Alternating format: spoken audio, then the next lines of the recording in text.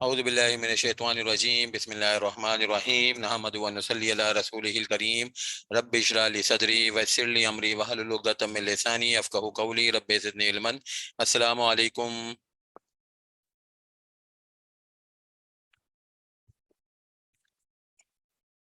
अस्सलामु अलैकुम, आपको आवाज़ आ रही है मेरी?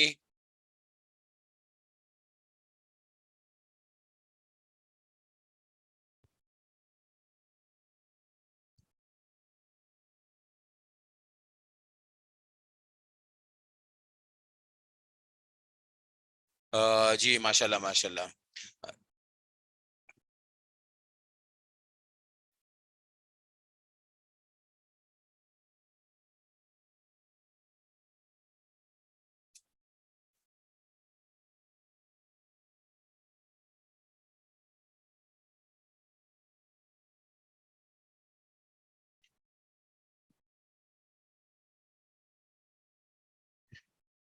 अच्छा जी,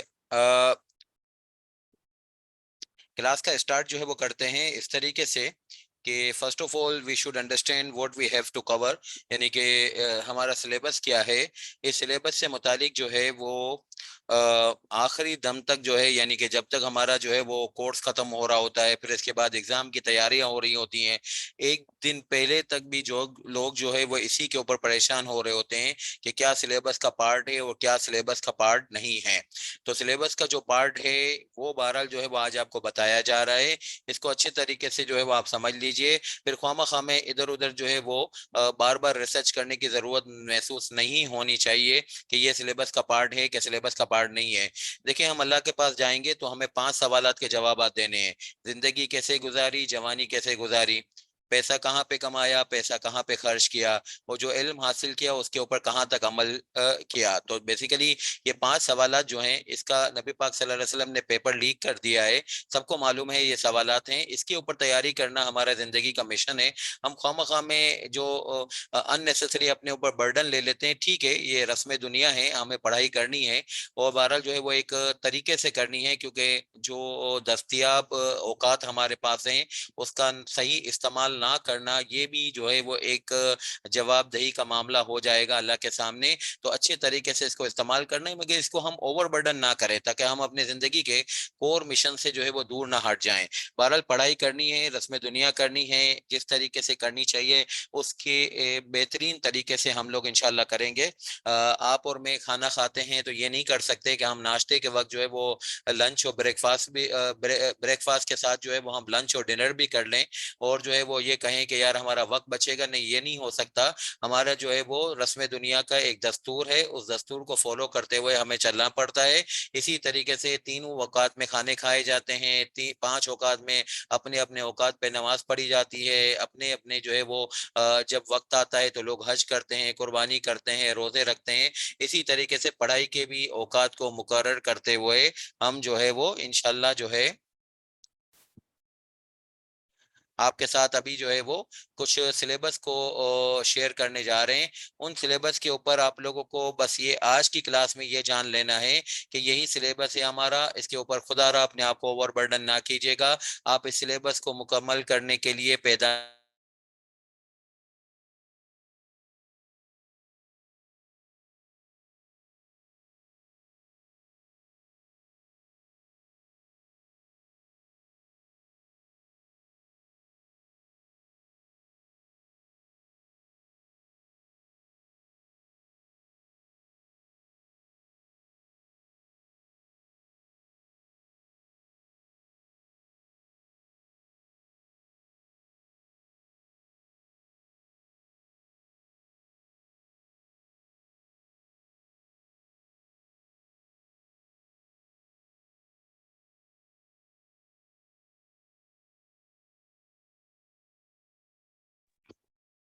आवाज नहीं आ रही आप लोगों को? आसिफ नवाज, आपको आवाज नहीं आ रही मेरी?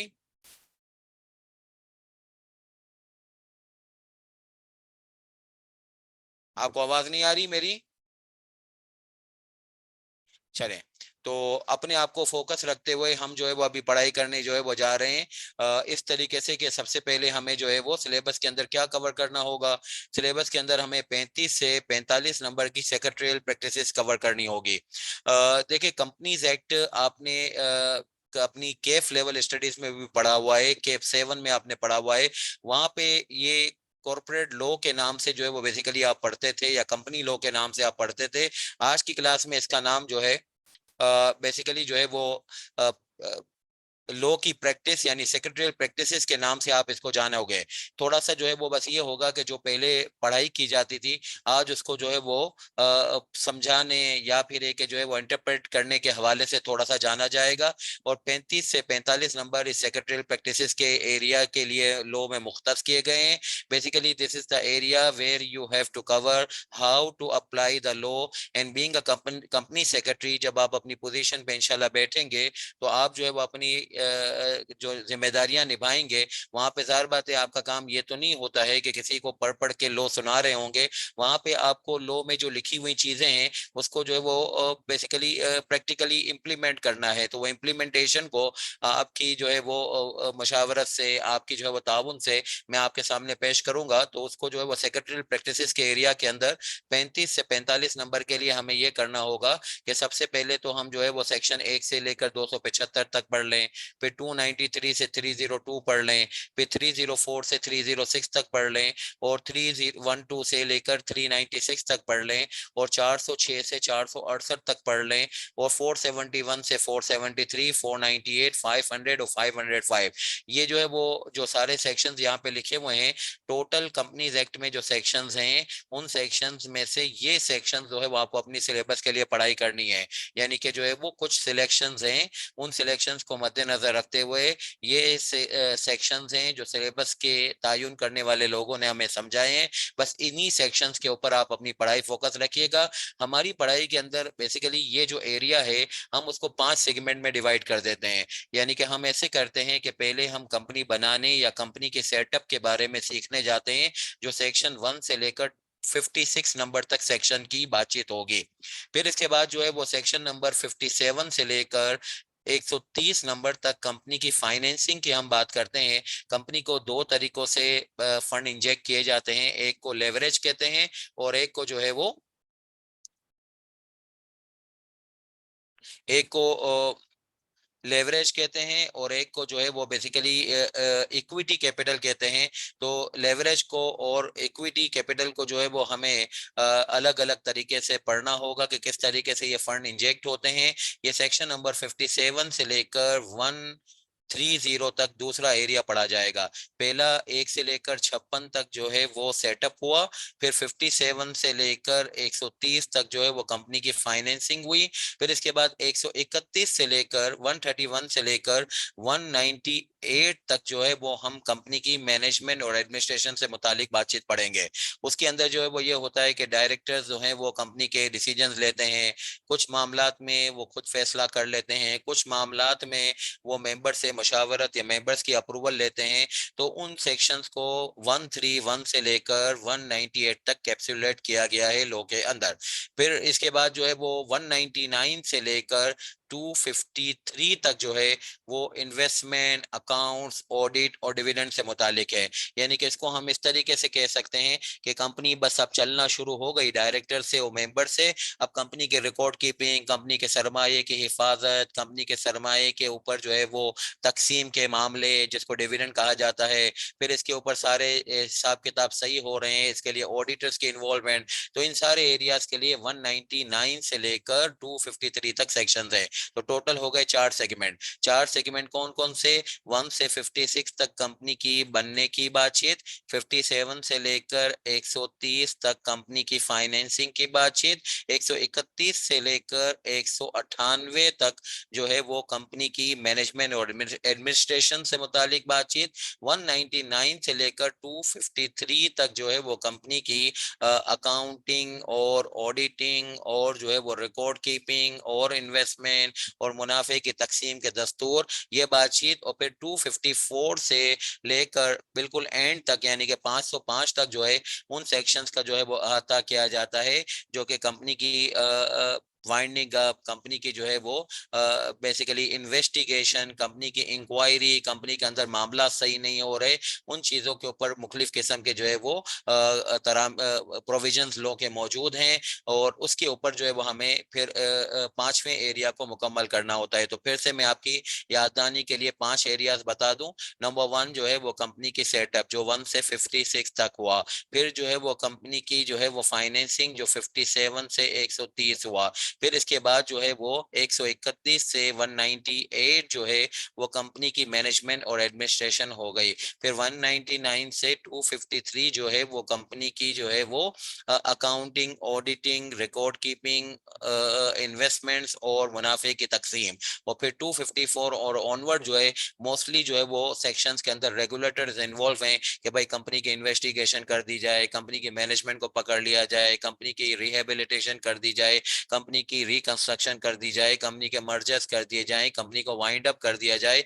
तो वो सारे मामला जो है वो फिर एंड तक चलेंगे, 253 से लेकर एंड तक। तो ये पांच एरियाज के अंदर जो है वो आपकी ये प्रोविजंस कंपनीज एक्ट के पूरे हो जाते हैं। ये जो है वो आपके सिलेबस का सबसे जखीम एरिया है। यानी बहुत सारी सिलेबस में चीजें हैं, मगर वो सारी चीजें जो है वो बहुत छोटी छोटी सी हैं। सबसे जखीम एरिया यही है। मगर ये बहरहाल जो है वो आपके सिलेबस का नहीं, बल्कि पाकिस्तान के तमाम कवानीन का मदर लॉ है। किसी भी कंट्री के अंदर,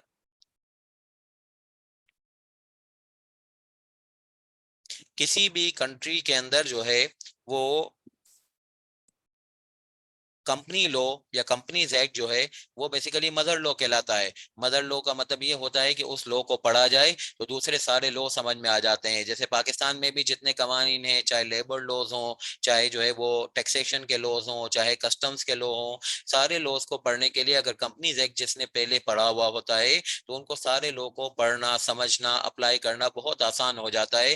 तो कंपनीज एक्ट के लिए तो कंपनी लॉ जो है यानी कि कंपनी के कानून के लिए या कॉर्पोरेट लॉस के लिए कंपनीज एक्ट तो मदर लॉ है ही नो डाउट। बल्कि पाकिस्तान के सारे दूसरे कवानीन के लिए भी ये मदर लॉ है। तो ये मदर लॉ है, इसलिए इसकी साइज बहुत बड़ी है, जिसको हम पांच जो है वो सेगमेंटेशंस के अंदर डिवाइड करके पढ़ते हैं। तो फिर इसके अंदर अल्लाह इंशाल्लाह आसानी कर देंगे। फिर इसके बाद फर्स्ट से सेकंड स्केड्यूल के अंदर जो है वो कंपनीज एक्ट 2017 के अंदर जो है वो मुख्तलिफ स्केजुअल्स हैं। उसके अंदर जो है वो सारे स्केजुअल जो है वो आपके सिलेबस का पार्ट नहीं है। नॉर्मली किसी भी कानून के अंदर स्केजुअल जो है वो उस लॉ के अंदर जो फहरिस्त वाले उन्वानात होते हैं, यानी जिसमें पूरी लिस्टिंग वगैरह देनी होती है, उसको शेड्यूल की शक्ल में लागू किया जाता है। हमारे सिलेबस के पॉइंट ऑफ व्यू से, हमारे कॉर्पोरेट लॉ के सिलेबस के पॉइंट ऑफ व्यू से सिर्फ फर्स्ट और सेकंड स्केजुअल ही आपके सिलेबस का पार्ट है। फर्स्ट स्केजुअल में आपको मेमोरेंडम और आर्टिकल बनाने की फॉर्मेट्स या तरकीब बताई गई है। सेकंड स्केजुअल के अंदर एक डॉक्यूमेंट बनता है जिसको कहते हैं statement in lieu of prospectus, उसको बनाने की तरकीब बताई गई है। आज आईकेप की तरफ से एक इरशाद जारी हुआ है या एक नोटिफिकेशन जारी हुआ है, जिसमें उन्होंने दिसंबर 2023 की अटेम्प्ट के लिए कुछ अमेंडमेंट्स की तजवीज रखी है कि भाई सिलेबस के अंदर ये चेंज कर लीजिएगा, वो चेंज कर लीजिएगा।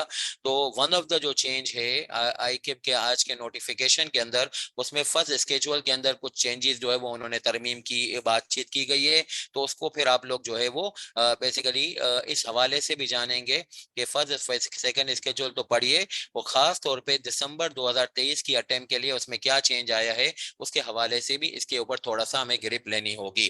फिर इसके बाद जो है वो अगला एरिया जो इसी 35 से 45 के दरमियान कंपनी सेक्रेटरी को जो काम करने पड़ते हैं, वो कंपनी पोस्टल बैलेट रेगुलेशन 2018 है। जनरल मीटिंग्स के अंदर जैसे आप लोग हैं, आप लोग जो है वो ये समझ लीजिए कि हमारी क्लास की जनरल बॉडी है। यानी आप लोग हैं तो बहरहाल मैं क्लास ले रहा हूँ, आप लोगों की ताउन से ही बहरहाल ये क्लास हो रही है। आपकी जो है वो आमद हमारे लिए खुशाइंद है कि हम क्लास ले सक रहे हैं। तो बहरहाल जो है वो आप हमारी जनरल बॉडी है, आपके होने के ऊपर मैं इस क्लास का चेयरमैन बन सका हूँ। इसी तरीके से जो है वो सूरत हाल ये होती है कि जहाँ पे बड़ी तादाद में लोगों का आने का मामला होता है, वहाँ पे अक्सर और बेशतर लोग नहीं नहीं आ पा रहे होते हैं, किसी का कन्वेंस का प्रॉब्लम है, किसी का जो है वो टाइम का सुइटेबिलिटी का मामला है, किसी की जो है वो कोई और मसरूफियात हैं, तो इस वजह से जो है वो नॉन अवेलेबिलिटी के खदशात रहते हैं, जहाँ पे बड़ी तादाद आने की मुतवक्का हो। देखिए जहाँ पे 4 लोग जमा होने हैं, वहां पे तो बहुत कम जो है वो चांसेस होते हैं कि कोई ना आए। बाकी जहाँ पे 40 लोग आने हैं, 400 लोग आने हैं, वहां पे बहरहाल जो है वो ये हमेशा से जो है वो खतरा रहता है कि भाई पता नहीं आएंगे लोग कि नहीं आएंगे। तो इन हालात के ऊपर कि लोग आएंगे कि नहीं आएंगे, इसके ऊपर जो है वो कुछ इंतजामात होने चाहिए। तो इसी तरीके से जो कंपनी की जनरल मीटिंग्स होती हैं, उसके अंदर अक्सर और बेशतर ये शिकायत रहती हैं कि जमे गफीर है और नतीजा ये कि सारे लोग नहीं आएंगे, तो फिर अच्छे तरीके से एहसन तरीके से काम जनरल मीटिंग में नहीं हो पाएंगे। जनरल मीटिंग में आपको केफ लेवल स्टडीज से अंदाजा होगा कि वहाँ पे मुख्तलिफ मैटर्स को, उमूर को अप्रूव करवाया जाता है, लाइक ऑडिटेड अकाउंट्स को अप्रूव करवाना, इलेक्शन और डायरेक्टर्स वगैरह होना। तो इसके लिए फिर वो अटेंडेंस अगर सही ना हो तो फिर काम अच्छे तरीके से नहीं होते। इसीलिए एक इंट्रोड्यूस किया गया है लॉ जिसका नाम है कंपनीज पोस्टल बैलेट रेगुलेशन 2018, जिसके अंदर ये बात रखी गई है कि कुछ जनरल मीटिंग्स के अंदर, सारी जनरल मीटिंग्स के अंदर नहीं, कुछ जनरल मीटिंग्स के अंदर जब इंशाल्लाह ये रेगुलेशन पढ़ेंगे तो आपके पास बात पहुंच जाएगी कि कौन सी जनरल मीटिंग, उन जनरल मीटिंग में आपको ये सहूलत रखनी है कि मेंबर्स ईमेल के थ्रू वोट दे सकें, या फिर एक ऐसा होगा मामला कि वो अपना वोट जो है वो, या अपनी अप्रूवल जो है वो एक लिफाफे में बंद के करके पोस्ट के थ्रू जो है वो अपना वोट दे सकें। तो अपना वोट देने का तरीकाकार जो है वो पोस्टल के थ्रू हो जाए या फिर ईमेल के थ्रू हो जाए, ये तरकीब जो है वो इंट्रोड्यूस करना, ये जो है वो कहलाता है पोस्टल बैलेट रेगुलेशन 2018 की कंप्लाइंस। फिर इसके बाद जो है वो company general provision and form regulation 2018, ये बहुत बड़े एक रेगुलेशंस का जो है वो एरिया है। उसके अंदर जो है वो सिर्फ 8 रेगुलेशन से लेकर 30 रेगुलेशन तक, यानी कि 8 to 30 जो है हमारे सिलेबस का पार्ट रखा गया है। सारे ना पढ़िएगा, बस इतने ही पढ़ने हैं। ये असल में company general provision and form regulation 2018 जो है, ये इस लॉ के लिए यानी कंपनीज एक्ट के लिए, कंपनीज एक्ट ऐसे पढ़ा जाता है कि व्हाट टू डू, क्या करना है, और company general provision and form regulation इसके लिए ये रोल प्ले करता है कि ये बताता है कि how to do. For example जो है कंपनीज एक्ट ये कहता है कि डायरेक्टर जो है वो जब ये देखेंगे कंपनी के अंदर कोई नया एसेट खरीदा जा रहा है और उसकी मालियत एक लिमिट से ज्यादा है, तो वो उसके लिए बीओडी रेजोल्यूशन पास करेंगे। और अगर जो है वो कोई एसेट डिस्पोज ऑफ होने जा रहा है और उसकी डब्ल्यूडीवी एक पर्टिकुलर मालियत से ज्यादा है, तो उस सूरत हाल में बीओडी रेजोल्यूशन पास होना चाहिए। अब वो मालियत क्या है वो कंपनीज एक्ट में कहीं नहीं लिखी हुई, तो ये कंपनीज एक्ट की ना लिखी हुई चीजों को एक्सप्लेन करता है। यानी कि जो है वो व्हाट टू डू को हाउ टू डू के तनाजुर में देखना हो तो ये रेगुलेशंस के थ्रू देखा जाता है। इस रेगुलेशन के अंदर जो है आज की वो आईकेप की जो अनाउंसमेंट हुई है उसमें 2 अमेंडमेंट्स जो हैं वो इस रेगुलेशंस के मुतालिक जो है वो इंट्रोड्यूस की गई हैं। हमें जब सिलेबस में ये रेगुलेशंस को पढ़ना होगा तो साथ साथ हम इसके साथ वो 2 आईकेप के इरशादात जिसके अंदर उन्होंने कहा है कि ये अमेंडमेंट्स है दिसंबर 2023 वाले बच्चों के लिए, तो उसको भी जो है वो हम एक नजरिए से देखेंगे। फिर इसके बाद जो है वो नॉर्मली कभी इन्वेस्टमेंट करनी होती है कंपनी के फंड्स की, तो बोर्ड ऑफ डायरेक्टर्स का रेजोल्यूशन काफी होता है, सेक्शन नंबर 183 में लिखा हुआ है। मगर अगर ग्रुप कंपनी में इन्वेस्टमेंट करनी होती है तो उस सूरत हाल में जिसको कहा जाता है कि एसोसिएटेड कंपनी के अंदर इन्वेस्टमेंट करने जा रहे हैं, तो उस सूरत हाल में हमें जो है वो बीओडी के रेजोल्यूशन के साथ साथ मेंबर्स की अप्रूवल भी लेनी पड़ती है। और वो मेंबर्स की अप्रूवल लेने की बातचीत जो है वो 199 में लिखी हुई है। अब जब मेंबर्स की अप्रूवल की बातचीत है, apart from the approval of the BOD, it is to mean this is there is something sensitive because of the reason additional approval is involve. तो उस सूरत हाल में उस अप्रूवल को डॉक्यूमेंट करने के लिए मुख्तलिफ किस्म की जो है वो और भी बातें लोगों ने मुकर्रर की हुई हैं। वो इंशाल्लाह इन रेगुलेशंस के अंदर देखेंगे, रेगुलेशन 2018 के अंदर, कि क्या क्या ऐसी बातें हमें बरोए कार लानी पड़ती हैं when the company is investing is funds in the group company. फिर इसके बाद जो है वो एम्प्लॉइज कंट्रीब्यूटरी इन्वेस्टमेंट इन लिस्टेड सिक्योरिटीज रेगुलेशन 2018। देखिए अगर जो है वो कोई कंपनी जो है प्रोविडेंट फंड इंट्रोड्यूस करती है या कोई भी रिटायरमेंट फंड इंट्रोड्यूस करती है, तो इंट्रोड्यूस करने की जो रिक्वायरमेंट है कि रिटायरमेंट फंड इंट्रोड्यूस करो, ये रिक्वायरमेंट तो है एम्प्लॉयमेंट लॉस की। एम्प्लॉयमेंट लॉस पाकिस्तान के जो भी हैं उनके अंदर बहरहाल जो है वो कुछ तरह कुछ जो है वो प्रोविजंस मौजूद हैं जिसके तहत कंपनियों को कम ओबेश हर एक कंपनी को अपनी कंपनी के मुलाजमीन के लिए रिटायरमेंट फंड्स को इंट्रोड्यूस करना है। अब रिटायरमेंट फंड्स इंट्रोड्यूस करने के बाद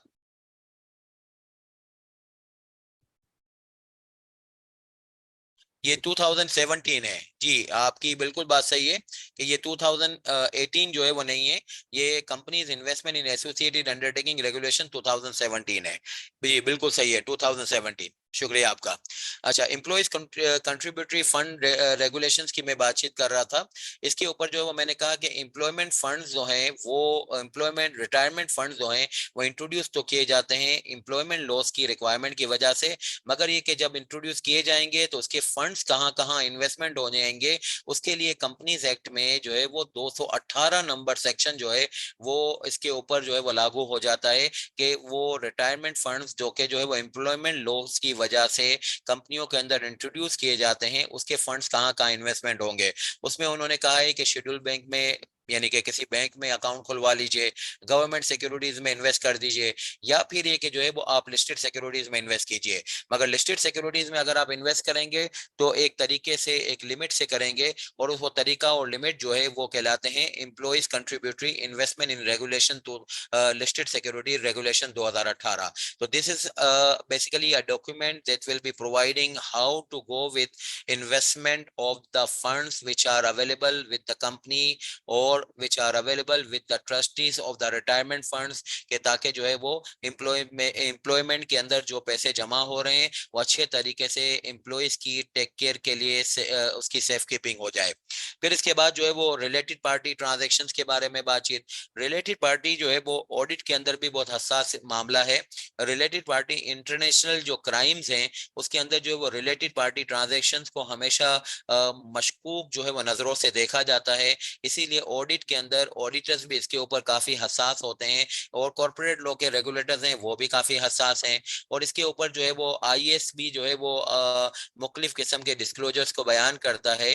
तो इन सारी चीजों के ऊपर जो है वो हम कॉर्पोरेट लॉ के हवाले से अगर बातचीत करें तो रिलेटेड पार्टी ट्रांजैक्शंस को करना होता है तो उसके लिए 208 नंबर सेक्शन में हमें समझाया गया है कि रिलेटेड पार्टीज क्या होती हैं, फिर ये समझाया गया है कि रिलेटेड पार्टीज ट्रांजैक्शंस क्या होते हैं। अगर आप रिलेटेड पार्टी के साथ ट्रांजैक्शन करने जा रहे हैं तो उस केस में आपको रिलेटेड पार्टी के ट्रांजैक्शंस के लिए आपको कुछ शराइत को पूरा करना पड़ेगा, और कुछ रिकॉर्ड कीपिंग करनी पड़ेगी, और कुछ अप्रूवल्स लेनी पड़ेंगी। तो वो क्या अप्रूवल्स हैं, वो क्या रिकॉर्ड कीपिंग है, वो शराइत क्या है, वो इस रेगुलेशन के अंदर आपको पता चलेगा। फिर जो है वो 2017 के एक रेगुलेशन है जो डिविडेंड की डिक्लेरेशन से मुतालिक है कि कंपनी जब अपनी डिविडेंड डिक्लेयर करती है, यानी कि जो है वो अपने मुनाफे को मेंबर्स में तकसीम करने की बातचीत करते हैं, तो वो कितने दिनों में डिस्ट्रीब्यूट करेंगे, कैसे जो है वो मेंबर्स को डिविडेंड पहुंचेगा, अकाउंट में क्रेडिट होने चाहिए या उनको चेक भी दिया जा सकता है, कोई और तरकीब होगी, तो इसके ऊपर पूरे रेगुलेशन मौजूद हैं 2017 के, उसको जो है वो पढ़ा जाएगा। फिर इसके बाद जो है वो एक काफी बड़े रेगुलेशन है, मगर अगेन जो है वो सिलेबस वालों ने इसके लिए हमें सहूलत दी है कि रेगुलेशन नंबर 2 से लेकर 10 तक पढ़िएगा और इसके साथ 15 नंबर को लिंक कीजिएगा। ये है कंपनी की इनकॉर्पोरेशन रेगुलेशन 2017। बेसिकली ये 9 नंबर जो सिलेबस का एरिया है ये 1 के एरिया से डायरेक्टली लिंक हो रहा है, इन द सेंस कि कंपनी कैसे बनती है। बनने के लिए सिर्फ कंपनीज एक्ट में तो ये बता दिया गया है कि 2 कम से कम मेंबर जमा करके प्राइवेट कंपनी बना लीजिए, 3 कम से कम मेंबर बना के पब्लिक कंपनी बना लीजिए, मगर कौन सा कागज कहाँ पे किस अथॉरिटी के पास जमा कराएं, कितने दिनों में वो हमें जवाब देंगे, जवाब के ऊपर अगर इनकार हो जाए तो फिर क्या होगा, फिर दोबारा सबमिट कैसे कराएंगे, कोई फीसों का मामला, कुछ डॉक्यूमेंटेशन का मामला, ऑनलाइन फाइलिंग का मामला, ये सारी बातें जो है वो इस वाले डॉक्यूमेंट के अंदर हमें बताई जाएंगी। Private placement of securities rule 2017, इसके भी जो है वो मुख्तसर से जो है वो एरिया हमारा सिलेबस का पार्ट है, यानी रूल नंबर 4 से 6 तक हमें से पढ़ना है, जिसमें ये कहा गया है कि अगर जो है वो कोई पब्लिक कंपनी होती है तो उसके पास एक ऑप्शन तो ये होता है कि वो जनरल पब्लिक को अप्रोच करे और अपनी सिक्योरिटीज को पब्लिकली ऑफर करे और उसके ऊपर जो है वो सिक्योरिटीज को स्टॉक एक्सचेंज में जो है वो ट्रेडेबल यानी कि इसको लिस्ट करवा दे, और जो है वो बहरहाल जिंदगी बहुत सुकून से गुजर जाएगी, कंपनी की भी और कंपनी के मेंबरान की भी। कंपनी के ऐसे कि भाई कंपनी के पास जो है इतने बड़े मेंबर का बेस होता है, कभी ऐसी कंपनियों को नॉर्मली फंड्स की दिक्कत होती ही नहीं है। और रहा सवाल मेंबरान को सहूलत, तो वो ये कि भाई जो है वो मेंबरान जब चाहे अपनी एग्जिट ले सकते हैं कंपनी से through selling their shares in the stock exchange. मगर एक अगर पब्लिक लिस्टेड कंपनी जाना हो तो उसके लिए तो जरूरी होता है कि एक जिंदगी में अचीवमेंट्स का जो है वो सिलसिला ताना बाना बंधा हुआ हो, अपनी एक रेपो हो, लोग जानते हो कंपनी ने जिंदगी में कुछ अच्छे काम किए हो, और कुछ शराइत हैं जो इंशाल्लाह पब्लिक ऑफरिंग रेगुलेशंस के अंदर देखा जाएंगे, तो उन सारी शराइत को पूरा करके फिर आप पब्लिक ऑफरिंग कर सकते हो। अगर ऐसे पब्लिक ऑफरिंग करना आसान होता तो कोई भी आपको अनलिस्टेड पब्लिक कंपनी नजर नहीं आती। इस वक्त कम बेश पाकिस्तान में 1,80,000 कंपनियां हैं, उसमें स्टॉक एक्सचेंज में लिस्टेड कंपनियां सिर्फ 650 हैं, तो बाकी सारी अनलिस्टेड जो है वो क्यों रहे ही है। सबका दिल नहीं चाहता कि भाई आवाम से जो है वो पैसे लेके अपनी जिंदगी को मौज मस्ती के साथ जो गुजारें और बहुत बड़े सरमाए और कैपिटल के साथ जो है वो ज्यादा से ज्यादा तरक्की करें। नहीं नहीं नहीं, सबको समझ आ रही है, मगर सबकी जो है वो तैयारियों में वक्त लगेगा। पाकिस्तान की 75 साल की हिस्ट्री जो है उसके अंदर अभी तक तो 650 कंपनियां ही सिर्फ तैयार हो सकी हैं।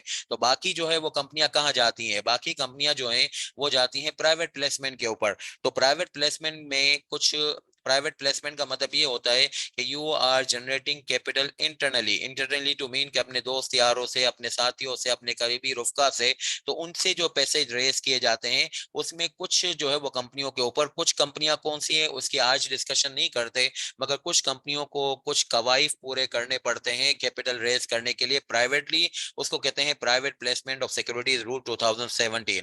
तो मुख्तसरन जो है वो रूल नंबर 4 से 6 तक इसकी कुछ बातें पढ़ेंगे कि कौन सी ऐसी कंपनियां जो private placement of securities rule को फॉलो करेंगी और कब जो है वो प्राइवेट प्लेसमेंट होता है। उसकी मुख्तसरन तारीफ मैंने ये बता दी कि you are not raising the share capital publicly, यानी you are not providing the feature of listed securities in relation to your equity capital।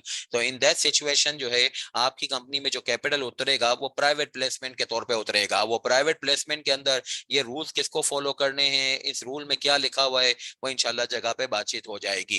Company में एक दफा शेयर कैपिटल आ जाता है, इसके बाद जो है वो कंपनी में मजीद कैपिटल की जरूरत पड़ती है। अब वो शेयर कैपिटल चाहे वो पब्लिक ऑफरिंग से आया, प्राइवेट प्लेसमेंट के थ्रू आया, कैसे भी कैपिटल एक मरतबा आ गया, मजीद कैपिटल जब कंपनी में आता है यानी कि फर्दर इशू होता है, तो उसको अक्सर और बेशतर राइट और बोनस इशू कहते हैं। राइट इशू का मतलब ये होता है कि फर्दर कैपिटल मौजूदा मेंबर से ही रेज किया जाए और उससे रकम ली जाए, और जो है वो बोनस इशू का मतलब ये होता है कि मजीद शेयर कंपनी के जारी कर दिए जाए मौजूदा शेयर होल्डर्स को, मगर उसमें कोई रकम ना ली जाए। तो ये फर्दर इशू ऑफ शेयर जो हैं वो पाकिस्तान में एक रेगुलेटेड फीचर है, और इसके लिए जो है वो further issue of shares regulation 2020 जो है वो पढ़े जाएंगे। ये काफी ठीक ठाक जो है वो हैवी वेट डॉक्यूमेंट है, छोटा सा सब्जेक्ट है, मगर इसको हमारे रेगुलेटर ने काफी उलझा दिया है, और ये सिलेबस भी के अंदर भी पूरा रेगुलेशन 2020 जो है वो पूरा का पूरा हमें पढ़ना पड़ेगा। तो ये बेसिकली कंपनीज एक्ट का वो एरिया जिसमें आप जो है वो शेयर कैपिटल रेस करने के बाद मजीद शेयर कैपिटल रेस करने जाते हो, यानी कि अपनी issued and paid up capital में फर्दर जो है वो अमाउंट इंजेक्ट और प्रोवाइड करना चाहते हो, तो उसके लिए आपको further issue of share regulation 2020 पढ़ना पड़ता है। अच्छा, एक बहुत technical area, securities act 2015। Securities act 2015 जो है वो बेसिकली आपको ये बताता है कि लिस्ट इसमें कुछ 3 रेगुलेशंस को छोड़ के बाकी जितने भी रेगुलेशंस आपके सिलेबस का पार्ट हैं, यानी कि रेगुलेशन नंबर सेक्शन नंबर 2, 63 से 65, 87 से लेकर 131 तक, ये रेगुलेशंस और इसके रूल्स जो हैं जो आपके सिलेबस के पार्ट हैं सिक्योरिटीज एक्ट का, ये मोस्टली जो है वो लिस्टेड कंपनियों से रिलेटेड है। लिस्टेड कंपनियों को अपनी जिंदगी के अंदर कंपनीज एक्ट तो फॉलो करना ही करना पड़ता है, मगर इसके साथ साथ जो है वो सिक्योरिटीज एक्ट को लिंक करना एक स्टूडेंट का आर्ट होता है, एक महारत होती है कि कौन से सेक्शन में कंपनीज एक्ट की पढ़ाई के दौरान में मैं सिक्योरिटीज एक्ट के कौन से सेक्शन के साथ लिंक करूं। तो ये बहरहाल जो है एक टेक्निकल काम होता है, और सिक्योरिटीज एक्ट में जो सब्जेक्ट्स हैं वो भी काफी मुश्किल हैं। जैसे मिसाल के तौर पे इसके अंदर आपको ये मिलेगा कि अगर आपको पब्लिक ऑफर करना है तो उसके लिए आपको प्रोस्पेक्टस बनाना चाहिए, उसके लिए प्रोस्पेक्टस बनाने के लिए एससीसीपी की अप्रूवल वगैरह कैसे ली जाएगी, वो इसमें मेन सब्जेक्ट है। फिर इसके अंदर ये बातचीत होती है कि आप चूंकि लिस्टेड कंपनी के ऊपर ये लॉ अप्लाई करते हैं, तो लिस्टेड कंपनियों में अक्सर और बेशतर ऐसी सूरत हाल होती है कि आपकी कंपनी के अंदर एक इंफॉर्मेशन ओरिजिनेट होती है और उस इंफॉर्मेशन का लाइकली अफेक्ट ये होता है, लाइकली मतलब मुतवक्का अफेक्ट ये होता है कि जब ये पब्लिकली ऑन एयर होगी तो इसके ऊपर जो है वो शेयर की प्राइस में अप एंड डाउन आएगा। तो टिल द टाइम ये इंफॉर्मेशन कंपनी में जनरेट हो चुकी है, लाइक ऑडिटेड फाइनेंशियल स्टेटमेंट से ऑडिटर ऑडिट मुकम्मल कर चुके हैं, मगर बोर्ड ऑफ डायरेक्टर्स की अप्रूवल प्रोसेस वगैरह से ये गुजर रहे हैं, टिल द टाइम ये पब्लिकली इंफॉर्मेशन अवेलेबल नहीं हो जाती कि फाइनेंशियल रिजल्ट्स क्या हैं, कंपनी के कुछ इनसाइडर्स के पास तो ये इंफॉर्मेशन मौजूद है, उसको कहा जाता है प्राइस सेंसिटिव इंफॉर्मेशन। और प्राइस सेंसिटिव इंफॉर्मेशन को बहुत कॉन्फिडेंशियली हैंडल करना पड़ता है। ऑडिटर्स भी, बाकी दूसरे लोग भी, वो कैसे कॉन्फिडेंशियली हैंडल करेंगे? और फिर इसमें वो कल्प्रेट्स जो इन प्राइस सेंसिटिव इंफॉर्मेशन को बेस पे कंपनी के शेयर्स में खरीद और फरोख्त में इन्वॉल्व हो जाते हैं, जिसको इनसाइडर डीलिंग कहा जाता है, उनके लिए क्या सदेबाब किए गए हैं लॉ में, ये सारे सब्जेक्ट इसके अंदर मौजूद है। फिर इसके अंदर एक बहुत मुश्किल एरिया वो भी मौजूद है कि लिस्टेड कंपनियों के अंदर जो है वो अक्सर और बेशतर ये छीना झपटी रहती है जो पॉलिटिकल पार्टीज के अंदर जैसे हमें नजर आती है। ये अपोजिशन है, अपोजिशन कहती है रूलिंग पार्टी को गिराओ, हमारी जो है वो जमात आ जाए। फिर जो है वो रूलिंग पार्टी और अपोजिशन आपस में लड़ रहे होते हैं तो कोई नई पार्टी बन जाती है, वो दोनों को गिरा के खुद जो है वो अपनी पोजीशन बना लेती है। तो लिस्टेड कंपनियों में ये जंग रहती है, लिस्टेड कंपनियों में एक मैनेजमेंट चला रही है, उसकी जो है वो शेयर होल्डिंग को पीछे से कोई दीमक की तरीके से खा रहा होगा, कोई तोड़ रहा होगा, फिर वो जो है अपनी मैनेजमेंट को संभाल लेता है। बहुत सारी कंपनियों में ऐसा हुआ, जैसे कि आईसीआई में हुआ, जैसे कि जो है वो अलाहाबाद सीमेंट में हुआ, ईसा सीमेंट में हुआ, तो बहुत सारी एंगरों में हुआ, तो बहुत सारी कंपनियों में ऐसा हुआ है कि नई मैनेजमेंट ने पुरानी मैनेजमेंट को डिफीट करके अपनी मैनेजमेंट संभाल ली, तो उनके ऊपर क्या कवानीन अप्लीकेबल होते हैं, जिसको अक्सर और बेशतर दुनिया में कहा जाता है टेक ओवर, वो इसके अंदर हम पढ़ेंगे। तो इसके अंदर सिक्योरिटीज एक्ट में बेसिकली 4 सब्जेक्ट जो है वो कोर हैं। एक तो प्राइस सेंसिटिव इंफॉर्मेशन को कॉन्फिडेंशियलिटी, दूसरी इंसाइडर डीलिंग की सदेबाब, तीसरी बात है कि प्रोस्पेक्टस बनाने के तरीकेकार, चौथे नंबर पे ये कि टेक ओवर का मामला। ये 4 चीजों को इन सेक्शंस के अंदर यानी कि 263 से 65 या 87 से 131 के अंदर पढ़ा जाता है। अच्छा, पीएसएक्स रूल बुक, ये नाम से ही लग रहा है, पीएसएक्स का नाम तो आप जानते हैं, इसको कहते हैं stock exchange, Pakistan stock exchange. तो पाकिस्तान स्टॉक एक्सचेंज के अंदर अगर आपकी सिक्योरिटी लिस्ट होती है, चाहे वो शेयर्स हो चाहे डिबेंचर्स हो, तो आप लिस्टेड सिक्योरिटी कहलाते हैं, लिस्टेड कंपनी कहलाते हैं। और ये लिस्टेड कंपनी कहलाने के नतीजे में आपको स्टॉक एक्सचेंज के कुछ कवानीन को फॉलो करना पड़ता है। वो कौन से कवानीन हैं, उसको कहते हैं रूल बुक ऑफ पीएसएक्स। तो वो रूल बुक ऑफ पीएसएक्स जो है वो पूरा तो हमारे सिलेबस के अंदर नहीं है, सिर्फ उसका चैप्टर नंबर 5 है। वो चैप्टर नंबर 5 में क्या कुछ बातें लिखी हुई हैं वो हमें पढ़नी होगी। इसके लिए अगेन आपको थोड़ी सी महारत का इस्तेमाल करना होगा। इसका अलग से कभी भी सवाल नहीं आता है, आपको कंपनीज एक्ट का सवाल पूछा जाएगा, उसमें आप सवाल के अंदर लिस्टेड सिक्योरिटी को देखोगे, फौरन आपके जहन में आ जाएगा कि लिस्टेड सिक्योरिटीज को 2 मजीद कानून और फॉलो करने पड़ते हैं। वो एक है सिक्योरिटीज एक्ट 2015, दूसरा है पाकिस्तान स्टॉक एक्सचेंज की rule book. Pakistan stock exchange के रूल बुक के बारे में भी आईकेप की जो आज दस्तावेज आई है, यानी कि जो डॉक्यूमेंट आया है, उसके अंदर उन्होंने मुकर्रर किया है कि कुछ अमेंडमेंट जो है वो दिसंबर 2023 वाले बच्चे जो है वो पढ़ेंगे। Unlike the students of June 2023 के मुकाबले में जून 2023 के वाले दिसंबर 2023 वाले बच्चों के लिए कुछ एडिशनल बर्डन भी है पीएसएक्स रूल बुक के बारे में। फिर इसके बाद जैसे आजकल बहुत चला हुआ है, एक बाईबैक हो रहा है कंपनी की। इस वक्त आपको मालूम है कि एक हवा चली हुई है कि दुनिया भर में रिसेशन है, पाकिस्तान में रिसेशन, नतीजतन ये कि लोग इन्वेस्टमेंट करने के ऊपर इतनी ज्यादा रागिब नहीं है। नतीजतन लिस्टेड कंपनियों के शेयर जो है वो कोरियों के दाम मार्केट में बिक रहे हैं, मगर जो कंपनी चला रहे हैं जाहिर बात है उनको मालूम है कि हमारी कंपनी की वर्थ उससे काफी ज्यादा है, जो कि बहरहाल जो है वो स्टॉक एक्सचेंज के शेयर्स की मालियत की शक्ल में नजर आ रही है। तो ये हो रहा है इस वक्त हमारे मुल्क में कि कंपनियां अपने पैसों से अपने ही शेयर खरीद रही हैं, उसको कहते हैं बाईबैक। अब ये इसलिए भी खरीदा जाता है कि शेयर को खरीद के इसको जो है वो कैंसिल करके कंपनी के अंदर जो है वो इक्विटी को कम कर दो। और जो है वो दूसरा तरीकाकार ये होता है कि अभी शेयर्स खरीद लेते हैं, कुछ अरसे के बाद बेचेंगे, देखेंगे जैसे कि लकी सीमेंट ने अपनी बहुत सारे शेयर जो है वो खरीदे हैं, कुछ अरसे के बाद इसको बेच देंगे, जब दाम बढ़ेगा तो उसको कहते हैं ट्रेजरी शेयर्स। तो ट्रेजरी शेयर्स और बाईबैक ऑफ शेयर्स जो हैं वो किन तरीकों से होता है, उसके लिए हमें बाईबैक शेयर्स रेगुलेशन 2019 पढ़ना होगा। फिर इसके बाद जो है वो listed companies substantial acquisition of take over regulation 2017, इसको सिलेबस के अंदर 15 नंबर पे शामिल किया गया है। बेसिकली ये 12 नंबर से लिंक होता है। 12 नंबर में जो सिक्योरिटीज एक्ट है उसके अंदर मैंने आपको 4 मजामीन गिनवाए। उसके अंदर जो है वो इनसाइडर ट्री डीलिंग है, प्राइस सेंसिटिव इंफॉर्मेशन है, प्रोस्पेक्टस की तैयारी है और टेक ओवर है। टेक ओवर से मुतालिक जो सेक्शंस हैं यानी कि 108 नंबर से लेकर 126 नंबर तक वो सेक्शन से मुतालिक जो है वो रेगुलेशंस भी है। तो ये 12 नंबर में टेक ओवर से मुतालिक जो बातचीत है इसके रिलेटेड रेगुलेशंस जो है वो आपको मिलेंगे टेक ओवर रेगुलेशन 2017 के नाम से। इसको इसके साथ लिंक करके जो है वो पढ़ेंगे तो ये टेक ओवर से मुतालिक पढ़ाई हमारी पूरी होगी। अभी मैंने आपसे बातचीत की थी कि भाई जो है वो आप अगर जो है वो कंपनी के अंदर सरमाया लाना चाहते हैं तो उसके लिए दो तरीके होंगे, या तो प्राइवेट प्लेसमेंट होगी यानी इक्विटी कैपिटल की बात कर रहा हूं कि अगर या तो प्राइवेट प्लेसमेंट होगी या फिर एक जो है वो पब्लिक ऑफरिंग करेंगे। दिल तो सबका चाह रहा है कि पब्लिक ऑफरिंग करें, मगर पब्लिक ऑफरिंग करने के लिए एक तो जो है वो अपने आप को काबिल बनाना पड़ता है, दूसरी बात ये कि पब्लिक ऑफरिंग करने के लिए आपको अपने आप को पेश करना पड़ता है आवाम के सामने। तो कैसे काबिल बनाएंगे, कैसे पेश करेंगे, इसके लिए पूरे रेगुलेशंस हैं and this is the most difficult area of your syllabus. कई ठीक ठाक जो है वो टेक्निकल एरिया है और तकरीबन हर अटेम्प्ट में इसके ऊपर सवाल होता है, लास्ट अटेम्प्ट में भी था। तो ओवरऑल जो है वो ये पब्लिक ऑफरिंग रेगुलेशंस में you will understand how you will be eligible to make the public offer of your either of the security, like जो है वो चाहे वो डेट सिक्योरिटी हो चाहे वो इक्विटी सिक्योरिटी हो।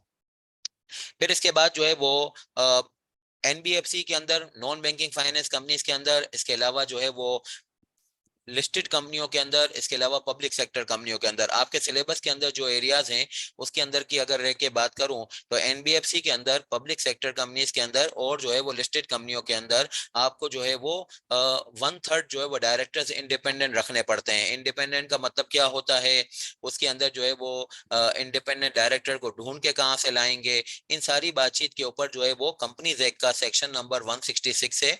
यहाँ पे जो है वो कंपनीज एक्ट में जो मुख्तलिफ सेक्शंस लिखे हुए हैं 166 नंबर सेक्शन जो है वो इस डीलिंग विद इंडिपेंडेंट डायरेक्टर, और इंडिपेंडेंट डायरेक्टर की जो है वो सिलेक्शन और इसकी अपॉइंटमेंट और इसके ऊपर जो है वो कुछ रहनुमाई की जरूरत पेश आती है। आप जब 166 पढ़ोगे तो आपके हाथ पैर फूल जाएंगे कि यह बंदा मिलेगा कहाँ के जो इंडिपेंडेंट के क्राइटेरिया को मीट करे, यानी कि इसको कहाँ से मैं तलाश करूं। इंडिपेंडेंट डायरेक्टर नाम से ही एक घबराहट सी हो जाती है कि इंडिपेंडेंट के कंपनी से इंडिपेंडेंट होगा, कंपनी के मैनेजमेंट से इंडिपेंडेंट होगा। तो इसकी घबराहट को दूर करने के लिए एसईसीपी ने रेगुलेशन जारी किए हुए हैं कि 166 में जो इंडिपेंडेंट डायरेक्टर की तरकीब है जिसको जो है वो आप पब्लिक सेक्टर कंपनी के अंदर और जो है वो एनबीएफसी के अंदर और हर लिस्टेड कंपनी के अंदर इंट्रोड्यूस करते हैं, वो कैसे करेंगे उसके लिए जो है वो आपको पूरे रेगुलेशंस का जो है वो मामला है जो कि रेगुलेशन 2018 कहलाते हैं, companies manner and selection of independent director regulation 2018। ये अगर जो है वो 17 एरियाज आप पढ़ लेते हैं तो आप परफेक्ट कंपनी सेक्रेटरी बन जाते हैं। मगर ये कि इसके लिए आपको ये नहीं करना चाहिए कि आप जो है वो जैसे केफ लेवल के ऊपर आप चीजें याद कर रहे होते थे कि ये इसके 4 पॉइंट्स हैं, इसको याद कर लो, ये इसने जो है वो मैप बना के दे दिया, इससे स्टूडेंट ने ये कर लिया तो इसकी समरी में याद कर लूं। यहाँ पे आपको समझना पड़ेगा, इसके लिए आपको मुख्तलिफ स्पेसिमेंस देखने पड़ेंगे, मुझे दिखाने पड़ेंगे, आपको देखने पड़ेंगे, आपको समझाने पड़ेंगे, आपको समझ में नहीं आएंगे तो आपको मुझसे पूछने पड़ेंगे। और एक डॉक्यूमेंट शायद मैं पढ़ा रहा हूँ, 3 डॉक्यूमेंट आप कहीं से अरेंज करेंगे, जहां पे क्लाइंट पे आप जाते हैं वहां पे चेक कीजिए इन चीजों को, मुख्तलिफ जो है वो एंगल से इसको देखिए, समझ में ना आए तो मुझे पूछिए। तो इस तरीके से जो है वो इसके ऊपर आपका काम चलेगा। ऐसे नहीं आएगा काम आज के आप जो है वो याद कर रहे होंगे कि ये 6 पॉइंट याद कर लूं और ये नोट्स में तो जो है वो 4 पॉइंट्स हैं, इसको याद कर लेता हूँ, ज्यादा आसानी से याद हो जाएगा। केफ लेवल में बिल्कुल आपने बजा ऐसा ही किया था, मगर यहाँ पे नाम से ही लग रहा है और पास पेपर आप उठा के देख लीजिएगा, they are not giving you the chance to reproduce reproduce the law in the open book examination scenario. You will not be allowed to go with just के भाई जो है वो 5-6 पॉइंट्स को जो है वो जो लॉ के लिखे हुए हैं उसको मैंने पेज खोला और ठक ठक ठक जो है वो लिखना शुरू कर दिया। नहीं, ये नहीं होगा। आपको जो है वो एक पेज खोलना पड़ेगा, दूसरा पेज खोलना पड़ेगा, तीसरा पेज खोलना पड़ेगा, फिर इसके ऊपर आपको जो है वो एक मिक्स प्लेट बनानी पड़ेगी और एग्जामिनर का जो सवाल होगा उसके अंदर आपको अपना आंसर मुंतबिक करना होगा। अक्सर बेशतर ओपन बुक एग्जामिनेशन के अंदर स्टूडेंट की कंप्लेंट होती है कि भाई जो है वो पेपर बहुत ज्यादा लेंदी था। मैं आपको बता रहा हूँ पेपर कभी भी लेंदी नहीं रहा है। मतलब मेरा जो है वो बहरहाल काफी जो इसके ऊपर तजुर्बा और वक्त मेरा गुजरा है, मैं अभी भी कहता हूँ कि पेपर लेंदी नहीं था, पेपर लेंदी नहीं होते हैं। आपकी ग्रिप के ऊपर थोड़ा सा मसला होता है। अगर आपके पास जो है पेजेस को तेजी से पलटने की महारत नहीं है और फिर उन चीजों को जो है वो अगर आपने समझा हुआ नहीं होगा, एग्जाम के अंदर बेसिकली आप जो है वो पहली दफा या दूसरी दफा वो चीज पढ़ रहे होगे जिसका सवाल पूछा गया है, तो कैसे होगा। अब लोग तो ये समझ रहे हैं कि ओपन बुक एग्जामिनेशन है तो बस हमें ये मालूम होना चाहिए कि इंडेक्स में क्या लिखा हुआ है, इंडेक्स की बेस पे पेज खोला, वहां से चीज जो है वो हमने उठाई, फिर दूसरी जो है वो जगह से उठा ली। तो ये नहीं होगा। आपको 2-3 चीजों को मुख्तलिफ पैराग्राफ की शक्ल में पेश नहीं करना होता है। 2-3 पैराग्राफ को 2-3 लो को मिक्स प्लेट बना के एक ही पैराग्राफ में सब संभालना होता है। इसलिए आपको ऐसा लगता है कि मेरा पेपर जो है वो लेंथी हो गया है या बहरहाल जो है वो पेपर पूछने वाले ने सही टाइम कैलकुलेट नहीं किया। मसला हमारी समझने का है। अगर जो है वो आप मेरे साथ क्लासे रेगुलर बेसिस पे लें, फिर इसके बाद जो है वो आप इसको अपने तौर पे 4 से 5 दफा जो है वो, एक दफा नहीं, 2 दफा नहीं, 4 से 5 दफा आप इसको रीड करेंगे तो फिर आपके ये काबू में आएगा। फिर इसके बाद जो है वो आप इसके पास पेपर्स उठाएं। फिर मजीद ये कि आई कैप की माशाल्लाह इसके ऊपर बहुत अच्छी जो है वो क्वेश्चन बैंक है, 2022 का एडिशन है, मगर ये कि बहरहाल वो आज भी जो है वो काबिल इस्तेमाल है और उसको जो है वो पूरे शुरू से लेकर आखिर तक अगर आप कर लें तो बहुत अच्छे तक जो है वो आपकी प्रैक्टिस हो जाती है। मजीद कोई आपको स्टडी मटेरियल वगैरह की जरूरत तो नहीं है, मगर इसके बावजूद भी हम क्लास में कुछ सवालात करते हैं, आपके कुछ टेस्ट लेते हैं, जो आपको जो है वो बेसिकली पोर्टल पे वो सारे क्वेश्चन मौजूद भी होते हैं जो आप टेस्ट की शक्ल में जो है वो बहरहाल मेरे साथ शेयर करेंगे और फिर इसको जो है वो हम पोर्टल पे अवेलेबल भी कर देते हैं ताकि दूसरे स्टूडेंट्स को भी रहनुमाई रहे। तो ये सारे प्रैक्टिस मटेरियल एडिशनल होंगे। कम से कम आपको पास पेपर्स करने हैं, मोर ओवर जो है वो आपको जो है वो आई कैप की क्वेश्चन बैंक करनी है। ये चीजें अगर आपने कर ली तो आपने बहुत ज्यादा जो है वो अपने आप को तैयार कर लिया। बहुत कम नहीं, बहुत ज्यादा तैयार कर लिया। मैंने आपको क्लास के शुरू में कहा था हमारी रस्म दुनिया है, हमें पढ़ना है, बाकी अदरवाइज अल्लाह हमें कयामत के दिन ये सवाल कम से कम नहीं पूछेंगे कि भाई जो है वो आप कंपनी से पूरा पढ़ के आए हैं कि नहीं आए। ख्वामखा में जो है वो अननेसेसरीली हमें अपने आप को ओवरबर्डन नहीं करना, मगर इस रस्म को जो है वो निभाने के लिए भी हम कोई अपने आप को पीछे नहीं रखेंगे। कम से कम जो है वो जो स्टैंडर्ड मवाद है वो तो हम पूरा करके जाएंगे। डायरेक्ट हमें पूरा पढ़ना है, एक एक वर्ड इंशाल्लाह आपको पढ़ाया जाएगा, फिर जो है वो इसके प्रैक्टिस करवाई जाएगी, पास पेपर्स करवाए जाएंगे। आपकी भी थोड़े से इसमें ताउन चाहिए होगा, जब कोई सवाल दिए जाएंगे तो आप इसको सोल्व करके दिखाइएगा, फिर देखिएगा कि एग्जाम में आप कैसे कहते हैं कि पेपर लेंदी था। कभी भी नहीं होगा लेंदी अगर आपकी जो है वो महारत इसके ऊपर होगी। 5-6 दफा आपको रीड करना है। अगर आप जो है वो क्लासे एक तो रेगुलर बेसिस पे नहीं लें, दूसरी बात ये कि आप एक दफा खाली उसको रीड करके एग्जाम में चले जाएं, वो आपकी जो है वो फिर स्पीड स्लो हो जाएगी। तो ये 17 जो है वो एरियाज जो हैं एक ठीक ठाक जो है वो लेंथ कैरी करते हैं और इसके अंदर आप समझ लीजिए कि आप पूरे के पूरे कंपनी सेक्रेटरी बन जाएंगे। सारी ड्राफ्टिंग वगैरह आपकी यहाँ यहीं पे आपको सीख लेनी है। अच्छा, आप जो है वो मामला जो आगे के आ रहे हैं इसको मैं कैसे कहता हूँ, बेसिकली ये तो अकाउंटेंट का लॉ है। यानी सेक्रेटरियल प्रैक्टिसेस अक्सर और बेशतर कंपनी सेक्रेटरी जो आपको प्रैक्टिकल फील्ड में नजर आते हैं वो चार्टर्ड अकाउंटेंट्स होते हैं। लॉयर्स कम होते हैं, ज्यादातर आपको चार्टर्ड अकाउंटेंट जो है वो कंपनी सेक्रेटरी नजर आते हैं और उनकी जिंदगी इन्हीं कामों के ऊपर मोहित होती है। हाँ, कुछ लोग जो ऐसे होंगे जो कि चार्टर्ड अकाउंटेंट बनने के बाद अपनी प्रैक्टिस वगैरह स्टार्ट करेंगे या अपनी जो है वो फील्ड में थोड़ा सा जो है वो रंगारंगी लाएंगे कि वो लीगल एरिया को भी देखना शुरू कर दें। यानी सेक्रेटरियल प्रैक्टिसेस के ऊपर तो महारत उनको हो गई होगी, मगर एक बार वो लीगल के ऊपर भी शगफ रखते होंगे। तो ये बेसिकली हमारे सिलेबस का लॉ का लॉयर्स एरिया है। ये हमारे सिलेबस के यानी कि लॉ के सिलेबस का अकाउंटेंट्स का एरिया है। अकाउंटेंट्स जितने भी होते हैं वो सारे के सारे जो है वो किसी ना किसी दर्जे में, चाहे वो सीएफओ हो, कंपनी सेक्रेटरी हो, इन सेक्शंस को अप्लाई करते हुए अक्सर और बेशतर आपको नजर आएंगे। ये एरियाज ऐसे हैं जो कि बहरहाल जो है वो जो डीप कोर एरियाज हैं, जो कि लॉयर्स का पोर्शन है with in the accountant syllabus. मगर एक बहरहाल जिंदगी में अल्लाह ने क्या किसका नसीब रखा हुआ है, इसलिए ये भी पढ़ाना जरूरी है, ये भी सिलेबस का पार्ट है। ये है 10 से 15 नंबर का, जिसका नाम है मेडिएशन, arbitration, mismanagement, reconstruction and rehabilitation. नाम से ही लग रहा है कि इसमें कुछ गड़बड़ वाली चीजें हैं। रीस्ट्रक्चरिंग और रिहेबिलिटेशन किन चीजों की होगी? जाहिर बात है, कंपनी लो पढ़ रहे हैं तो कंपनियों की होगी। कुछ स्ट्रक्चरिंग में गलती होगी तो ही रीस्ट्रक्चरिंग कर रहे होंगे।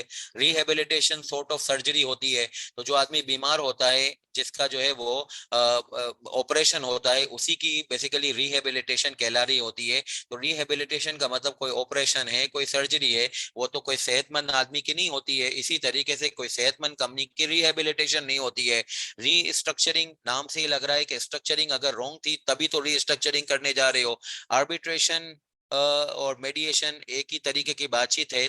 इसके अंदर आप ये सीखेंगे कि अगर कंपनियों के अंदर जो है वो डिस्प्यूट्स हो जाते हैं सप्लायर और कस्टमर्स के दरमियान, डायरेक्टर्स के दरमियान, एम्प्लॉइज और जो है वो कंपनी के सीनियर मैनेजमेंट के दरमियान, तो बजाय इसके कि हर चीज को कोर्ट के पास ले जाके लंबा लंबा इतने साल अपने जो है वो जाया कर दें, इसको जो है वो कोई एक्सपीडिशियस जो है वो प्रोसीजर के थ्रू, यानी कि रैपिड और एफिशिएंट प्रोसीजर के थ्रू लीगली सेटल करवा लें, बजाय इसके कि कोर्ट को इन्वॉल्व करें। उसके लिए मेडिएशन और आर्बिट्रेशन के कुछ प्रोविजंस हैं। आप देखेंगे कि इससे जिंदगी में काफी सहूलियात हो जाएंगी। कंपनी के अंदर जो डिस्प्यूट्स होते हैं उनको सॉल्व करने के लिए, इनको उर्दू में कहा जाता है मुसालियती जो है वो रास्ते। मुसालियती रास्ते, मेडिएशन और आर्बिट्रेशन, ये पढ़ना जार बात है, अगेन ये खराबी वाली बात होती है। नॉर्मली कंपनियां इसलिए तो नहीं बनाई जाती कि वहां पे लोग आपस में लड़ रहे हो। तो मेडिएशन और आर्बिट्रेशन भी अच्छी बात नहीं है, मगर ये कि बहरहाल जरूरी हो जाता है बाज़ औक़ात। मिसमैनेजमेंट ही अक्सर और बेशतर डिस्प्यूट की बाइस बनती है। रीस्ट्रक्चरिंग और रिहेबिलिटेशन, इन चीजों को पढ़ना 10 से 15 नंबर है। और इसके लिए हमें यह पढ़ना होगा कि सेक्शन नंबर जो मैंने यहाँ पे आपको लिख के दिए हैं, उन सेक्शंस में अगर आप देखें तो ये 275 के बाद जो है वो 293 शुरू हो रहा है। तो 276 से 292 जो है वो यहाँ पे मैं लेके आया हूँ। ये मैं लेके नहीं आया, मतलब सिलेबस ने हमें इस तरीके से बताया है तो हम इसको यहाँ पे लेके आ रहे हैं। 276 से 292 के सेक्शंस हम पढ़ेंगे, तो हम बेसिकली इस एरिया के लिए मूव हो रहे होंगे। कौन सा? मेडिएशन, arbitration, mismanagement, restructuring and rehabilitation. फिर कॉर्पोरेट रीस्ट्रक्चरिंग कंपनीज एक्ट और इससे रिलेटेड जो है वो कॉर्पोरेट रीस्ट्रक्चरिंग कंपनीज रूल्स 2019 है। इसके अंदर आपको इंशाल्लाह मिलेगा कि एक लाइसेंस कंपनी बनेगी, वो जो फाइनेंशियल इंस्टीट्यूशंस के बेड लोन्स होते हैं, जिनकी रिकवरीज वगैरह के ऊपर इश्यूज हो रहे होते हैं, वो उन बेड लोन्स को सस्ते दामों खरीद लेते हैं और फिर उसकी रिकवरी के लिए मेहनत करते हैं। ये वाली लाइसेंस कंपनियां, ये क्यों ऐसा करती हैं? इनकी जिंदगी के मंशूर में ऐसा क्यों है कि दूसरों की जो खराबियां हो वो अपने सर ले लेना? जाहिर बात है, इसकी जिंदगी में ये खराबियों को अपने सर लेने की इन्होंने कोई रकम भी लगाई हुई होगी। तो वो क्या होता है, कैसे होता है? This is very interesting subject. All दो पाकिस्तान में रेयर है, मगर मैंने आपको कहा कि ये तो lawyers area with in the accountant syllabus है, मगर ये कि हमें तो पढ़ना पड़ेगा। इतनी ज्यादा इसकी जिंदगी में जरूरत तो पेश नहीं आती, मगर ये कि ब्रीफली सिलेबस के अंदर डाला है सेक्शन 1 से लेकर 6 तक, और इसके रिलेटेड रूल्स हैं, इन दोनों को मिला के पढ़ा जाएगा तो रीस्ट्रक्चरिंग के बारे में चीजें समझ आ जाएंगी। रिहेबिलिटेशन एक्ट 2018 और इसके साथ रिलेटेड रेगुलेशन 2019 है। इसके अंदर आपको अंदाजा हो रहा होगा कि कंपनियों के अंदर माली मसाइल हैं, एडमिनिस्ट्रेटिव मसाइल हैं, उसके अंदर जो है वो मैनेजमेंट को चेंज कर दो, माली मसाइल को चेंज कर दो, डेट को इक्विटी में कन्वर्ट कर दो, प्रेफरेंस शेयर्स हैं तो उनको कम डिविडेंड रेट पे रेट कर दो। मुख्तलिफ किस्म की रिहेबिलिटेशन के मेजर्स आपको सिखाए जाएंगे। इसके लिए भी अगेन इन्होंने सिलेबस के अंदर सिलेक्टेड डाला है चैप्टर 1 और 2। हम लोग अकाउंटेंट तो नॉर्मली ये काम नहीं करते, लॉयर्स करते हैं, मगर आप अकाउंटेंट्स होने के नाते कभी लॉयर से भी ये काम करवाने जाओगे तो थोड़ी बहुत तो आपको जानकारी हो, इसलिए सिलेबस में ब्रीफली आपको पढ़ाया जाएगा। फिर स्पेशलाइज कॉर्पोरेट लॉस के अंदर 10 से 15 नंबर में हमें पढ़ना होगा एक कंपनीज ऑर्डिनेंस 1984। कंपनीज ऑर्डिनेंस 1984 जो है वो कंपनीज एक्ट 2017 से पहले वन ऑफ द लॉ था, जो आज खत्म हो चुका है। जो लॉ खत्म हो चुके होते हैं उनको कहा जाता है repeal law. Repeal law, repeal law का मतलब मतरूक और खारिज होने वाले लॉ।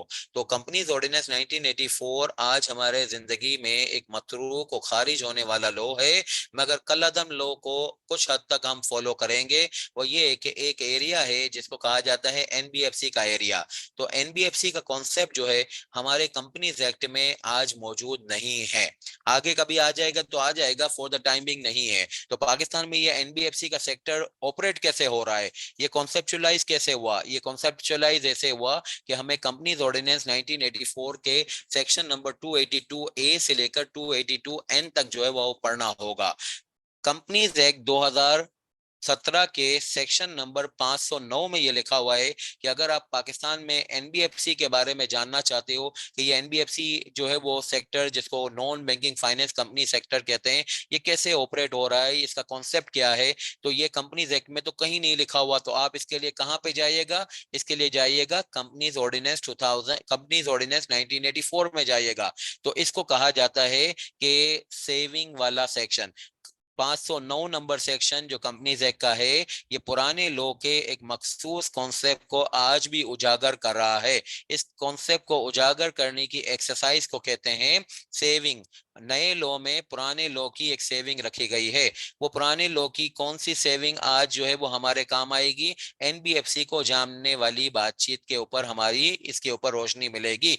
तो बेसिकली कंपनीज ऑर्डिनेंस 1984 को हम पढ़ेंगे, लिमिटेड वे में पढ़ेंगे, 282 ए से लेकर एन तक पढ़ेंगे ताकि एनबीएफसी की पढ़ाई हमारी हो सके। और ये पढ़ने का हमें जो है वो इंडिया दिया गया है 509 कंपनीज एक्ट 2017 के सेक्शन में। मजीद बातचीत, एनबीएफसी का एरिया मैंने कहा कि यहाँ पे स्पेशलाइज्ड कॉर्पोरेट लॉस के अंदर सर फहरिस्त है। एनबीएफसी के अंदर एक रूल्स हैं, रूल्स 2003, जिसको रूल नंबर 1 से लेकर 7 तक हमें पढ़ना होगा, जिसके अंदर हम एनबीएफसी के बारे में बहुत सारी जो है वो बातें समझेंगे कि एनबीएफसी को कैसे बनाया जाता है, एनबीएफसी को क्या काम करने चाहिए, क्या काम नहीं करने चाहिए।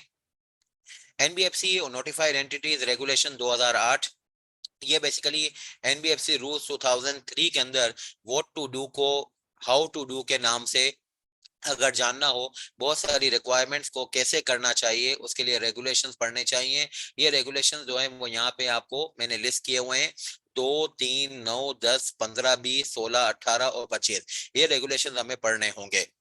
इसके मुतालिक भी आईकेप की जो आज अनाउंसमेंट आई है, इसमें कुछ अमेंडमेंट्स हैं। वो बहरहाल जो है वो दिसंबर 2023 वाले बच्चे जो हैं, अनलाइक जून 2023, वो थोड़ी सी ज्यादा पढ़ाई करेंगे।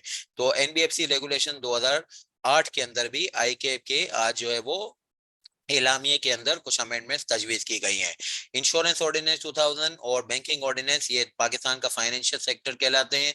इनके बारे में लिमिटेड सेक्शन जो है वो जो यहाँ पे लिखे हुए हैं वो हमें पढ़ने होंगे। इन वाले जो है वो लॉ से बहुत आसान से लॉ हैं क्योंकि बहुत मुख्तसर लॉ हैं। इसके अंदर जो है वो बहुत सारी बातें ऐसी हैं कि जो है वो बहरहाल आप वैसे ही जानते हो, यानी कि बैंक जो है वो लोगों से डिपॉजिट लेता है, आगे जो है वो लोगों को जो है वो इसके ऊपर लोन देता है, इसके ऊपर बाकायदा सेक्शन मौजूद है। मगर ये खैर पाकिस्तान में हर शख्स को मालूम है कि बैंक का यही काम होता है। इंश्योरेंस ऑर्डिनेंस में सबको मालूम है कि इंश्योरेंस का काम यही होता है कि भाई जो है वो लोगों के रिस्क को जो है वो ये हेज करता है या प्रोटेक्ट करता है। डेथ इंश्योरेंस को प्रोटेक्ट करेगा तो लाइफ को बेसिकली प्रोटेक्ट कर रहा है। कुछ आग लगने वगैरह को तो वो फायर इंश्योरेंस है। तो बहरहाल क्या तरीकीब से पढ़ना है हमें, इसके लिए ये सेक्शन मौजूद हैं इंश्योरेंस ऑर्डिनेंस और बैंकिंग कंपनीज ऑर्डिनेंस के अंदर। ये सिलेक्टेड सेक्शन हम पढ़ेंगे और इसके अलावा एनबीएफसी के जो है वो ये 3 डॉक्यूमेंट्स को पढ़ेंगे। तो मिला जुला के इन 5 एरियाज को करना वो 10 से 15 नंबर हो जाता है और इसको स्पेशलाइज कॉर्पोरेट लॉ कहा जाता है। अगर स्पेशलाइज कॉर्पोरेट लॉ को समराइज करना हो तो इसके अंदर 3 है, एक एनबीएफसी है और एक इंश्योरेंस है और एक बैंक है। अच्छा, फिर इसके बाद एक भारी भरकम एरिया है अदर रिलेवेंट लॉज, जो कि 30 से लेकर 40 नंबर तक। अब ये इस वजह से मैं भारी भरकम कहता हूँ कि इससे नॉर्मली आप इतने यूज टू होते नहीं हो। एक तो ये कि ये जिंदगी में जब आप इंशाल्लाह प्रैक्टिकल फील्ड में भी जाओगे तो शायद आप लॉ की फील्ड में ही क्यों ना चले जाओ, यानी कि प्रैक्टिस या लॉ की फील्ड में ही यानी कि आप इंडस्ट्री वगैरह में कोई सीएफओ ना बनो और लॉ की कोई सी फर्म वगैरह में चले जाओ, तो भी आपको काफी सीनियर होने के बाद ये काम जो है वो करने को मिलता है, ये शुरू में नहीं मिलता है। हाँ, एक दो चीजें ऐसी हैं इसके अंदर कि जो शुरू में ही करनी मिल जाती हैं, बाकी अदरवाइज इसमें बहुत सारे काम ऐसे हैं जो काफी सीनियर लेवल पे करने को मिलते हैं। तो आपका जिंदगी में इसका तजुर्बा अभी फॉर द टाइमिंग बहुत कम होता है, तजुर्बा तो क्या, नॉलेज भी सिरे से नहीं होती है। तो इस वजह से मैं कह रहा हूँ कि ये भारी भरकम एरिया है और इसकी एक लिस्ट भी है, यानी 7 चीजें इसके अंदर हमें पढ़नी है।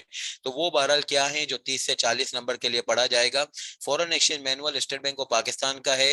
स्टेट बैंक ऑफ पाकिस्तान का foreign exchange manual, is the name indicates, this is the document of related to foreign exchange. मुल्क में जो फॉरेन एक्सचेंज की तरसील है, यानी कि आना जाना है, उसके बारे में जो है वो मुख्तलिफ चैप्टर्स इसमें मौजूद हैं। पूरा लो हमें नहीं पढ़ना, सिर्फ चैप्टर नंबर 19 और 20 पढ़ना है। उसके बारे में जो है वो हमें foreign exchange manual state bank of Pakistan के चैप्टर नंबर 19 और 20 के बारे में पढ़ना है। और ये 19 में लोन से मुतालिक चीजें हैं और 20 में सिक्योरिटी से मुतालिक चीजें हैं।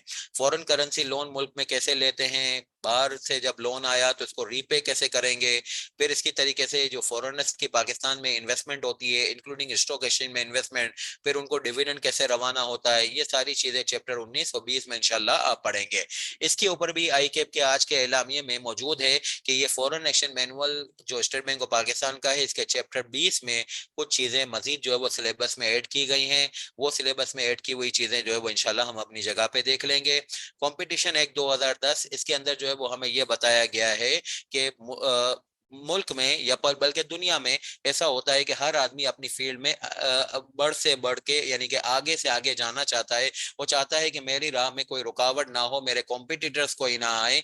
इन चीजों की जो है वो ख्वाहिशों के ऊपर अक्सर व बेशतर आप मार्केट में अनफेयर चीजें भी करना शुरू हो जाती हो, यानी गलत एडवर्टाइजमेंट कर रहे होते हो, अपनी प्रोडक्ट के गलत दावे कर रहे होते हो, अपनी प्रोडक्ट के फीचर्स जो है वो बढ़ बढ़ के बता रहे होते हो। इन चीजों की रोकथाम की गई है कंपटीशन एक्ट 2010 में। इसमें यह कहा गया है, ठीक है आप चाहते हैं कि आपकी डोमिनेंट पोजीशन मार्केट में हो तो बिल्कुल हो, मगर एक बहरहाल उसको अब्यूज ना कीजिएगा, यानी किसी को नुकसान ना पहुंचाएगा। आप अपनी पोजीशन मार्केट में अच्छी से अच्छी करना चाहते हैं तो उसके लिए आप मार्केटिंग भी करना चाहेंगे, मार्केटिंग बिल्कुल कीजिएगा, मगर उसकी डिसेप्शन नहीं होनी चाहिए, यानी धोखाधड़ी की नीयत नहीं होनी चाहिए। तो ये कंपटीशन एक्ट में free competition in the market के कॉन्सेप्चुअलाइजेशन के ऊपर मुख्तलिफ जो है वो इरशादात मौजूद हैं जो हम जगह पे देख लेंगे। Anti money laundering law, this is the only criminal law in Pakistan, this is the only criminal law in our syllabus. Pakistan में क्रिमिनल लॉज तो बहुत सारे हैं जिसमें सजाएं और जो है वो मतलब एक जेल वगैरह होती हैं, मगर एक बहरहाल क्रिमिनल लॉज हमारे कॉर्पोरेट लॉ के सिलेबस के अंदर मिसमैच है। तो इसलिए कॉर्पोरेट लॉ में क्रिमिनल लॉज नहीं है। कॉर्पोरेट लॉज जो है वो बेसिकली सिविल लॉज हैं, मगर यहाँ पे जो है वो एक क्रिमिनल लॉ को डाला गया है, वो है anti money laundering act 2010। Anti money laundering law act 2010 जो है ऑल्दो क्रिमिनल लॉ है, इसका कॉर्पोरेट लॉ से क्या लेना देना है, इसकी एक खास वजह है, जब इंशाल्लाह पढ़ेंगे तो उस वक्त बताया जाएगा कि anti money laundering law the only criminal law, why this is being included in the corporate law syllabus. तो इसको जो है वो जगह पे इंशाल्लाह देख लेंगे, बट ये आज की क्लास में आप टेक अवे लेके जाइएगा कि anti money laundering law is the only criminal law which is a part of the corporate law syllabus। इसके रिलेटेड जो है वो एंटी मनी लॉन्ड्रिंग एक्ट 2010 और एंटी मनी लॉन्ड्रिंग रेगुलेशन 2015 और इसके अलावा एक एंटी मनी लॉन्ड्रिंग रेगुलेशन 2020 भी है। तो वो बहरहाल जो है वो anti money laundering act 2010 regulation 2015 जो मैंने यहाँ लिखा हुआ है और 2020 इसके अलावा एक और रेगुलेशन है, ये तीनों जो है वो मिला के पढ़ेंगे तो एंटी मनी लॉन्ड्रिंग लॉ के कानून हमारे पूरे होंगे। फिर इसके अलावा लिस्टेड कंपनियों के बारे में मैंने आपको बातचीत की कि लिस्टेड कंपनियां कंपनीज एक्ट तो फॉलो करती ही करती हैं, इसके अलावा जो है वो लिस्टेड कंपनियां जो हैं वो सिक्योरिटीज एक्ट एक और कानून है उसको भी फॉलो करने की पाबंद है। इसके अलावा लिस्टेड कंपनियां जो हैं वो PSX रूल बुक भी फॉलो करती है। अब लिस्टेड कंपनियों की जो है वो जान खा गए हैं रेगुलेटर, और इसके ऊपर एक ये भी कानून लाए हैं जो यहाँ पे आप देख रहे हो अदर लॉज के अंदर। वो तीन कानून तो आप जो है वो पहले एरिया में सेक्रेटरियल प्रैक्टिसेस में देख चुके हो। ये चौथा एरिया जो है वो जो लिस्टेड कंपनियों के ऊपर एप्लीकेबल है, इसको कहते हैं COCG, code of corporate governance. ये रेगुलेशन 2019 के नाम से मशहूर हैं, और ये जो है वो बहरहाल आपको लिस्टेड कंपनीज के ऊपर एक चौथी चीज अप्लाई करनी पड़ती है। पांचवें नंबर पे एक डॉक्यूमेंट है जिसका नाम है public sector companies corporate governance rules. ये जो है वो आपको इस एरिया में कवर करना पड़ेगा। आज की क्लास में इंशाल्लाह हम अभी ये भी कर लेंगे कि what is the listed company definition and what is the public sector company definition for the purpose of these regulations and this rule. Whenever you are about to apply the public sector companies corporate governance rules, तो then you should say कि जिस company के ऊपर मैं apply कर रहा हूँ वो पब्लिक सेक्टर कंपनी है। हाउ यू विल एस्टेब्लिश कि this is a public sector company, note 2 में अभी हम देखने जा रहे हैं। और जब आप ये कहते हैं कि मैं COCG रेगुलेशन 2019 अप्लाई करने जा रहा हूं, तो this is applicable on the listed companies. तो लिस्टेड कंपनी कौन सी होती है उसकी तारीफ आज इंशाल्लाह हम पढ़ेंगे। Payment systems and electronic fund transfer act 2007 बहुत रेयर सा कानून है, मगर ये के बाद काफी ग्रोइंग है। डिजिटल ईरा के अंदर हम लोग फॉल कर चुके हैं, और बहरहाल जो है वो दुनिया बहुत तेजी से जा रही है, हम थोड़ा स्लो स्लो जा रहे हैं। ये डिजिटल पेमेंट्स के जो मैकेनिज्म है, जैसे कि आप लोग जो है इजी पैसा इस्तेमाल करते हो गए, या फिर एक ये मोबाइल ऐप के थ्रू आप जो है वो यूटिलिटीज के बिल्स वगैरह पे करते हैं, यानी कि ये जो सेलुलर कंपनीज हैं ये आपको जो है वो फैसिलिटीज देती हैं कि आप इनके नेटवर्क के थ्रू जो है वो अपने यूटिलिटीज बिल्स को पेमेंट कर दें और जो है वो आप मनी ट्रांसफर कर सकें। तो इनके लिए जो है वो कुछ कवानीन है। स्टेट बैंक ऑफ पाकिस्तान जो है वो इसको मॉनिटर कर रहा है कि ये जो मुल्क में फंड्स की जो इलेक्ट्रॉनिक ट्रांसफर हो रही है, इस ट्रांसफर की जो है वो रेगुलेशंस और इसकी जो है वो सरपरस्ती और इसकी सरबराही जो है स्टेट बैंक ने अपने जिम्मे ली हुई है, और जिस कानून के थ्रू ली हुई है उसको कहते हैं payment systems and electronic fund transfer act 2007। इसके ये रिलेवेंट सेक्शन जो है वो हमें सिलेबस के अंदर पढ़ने हैं।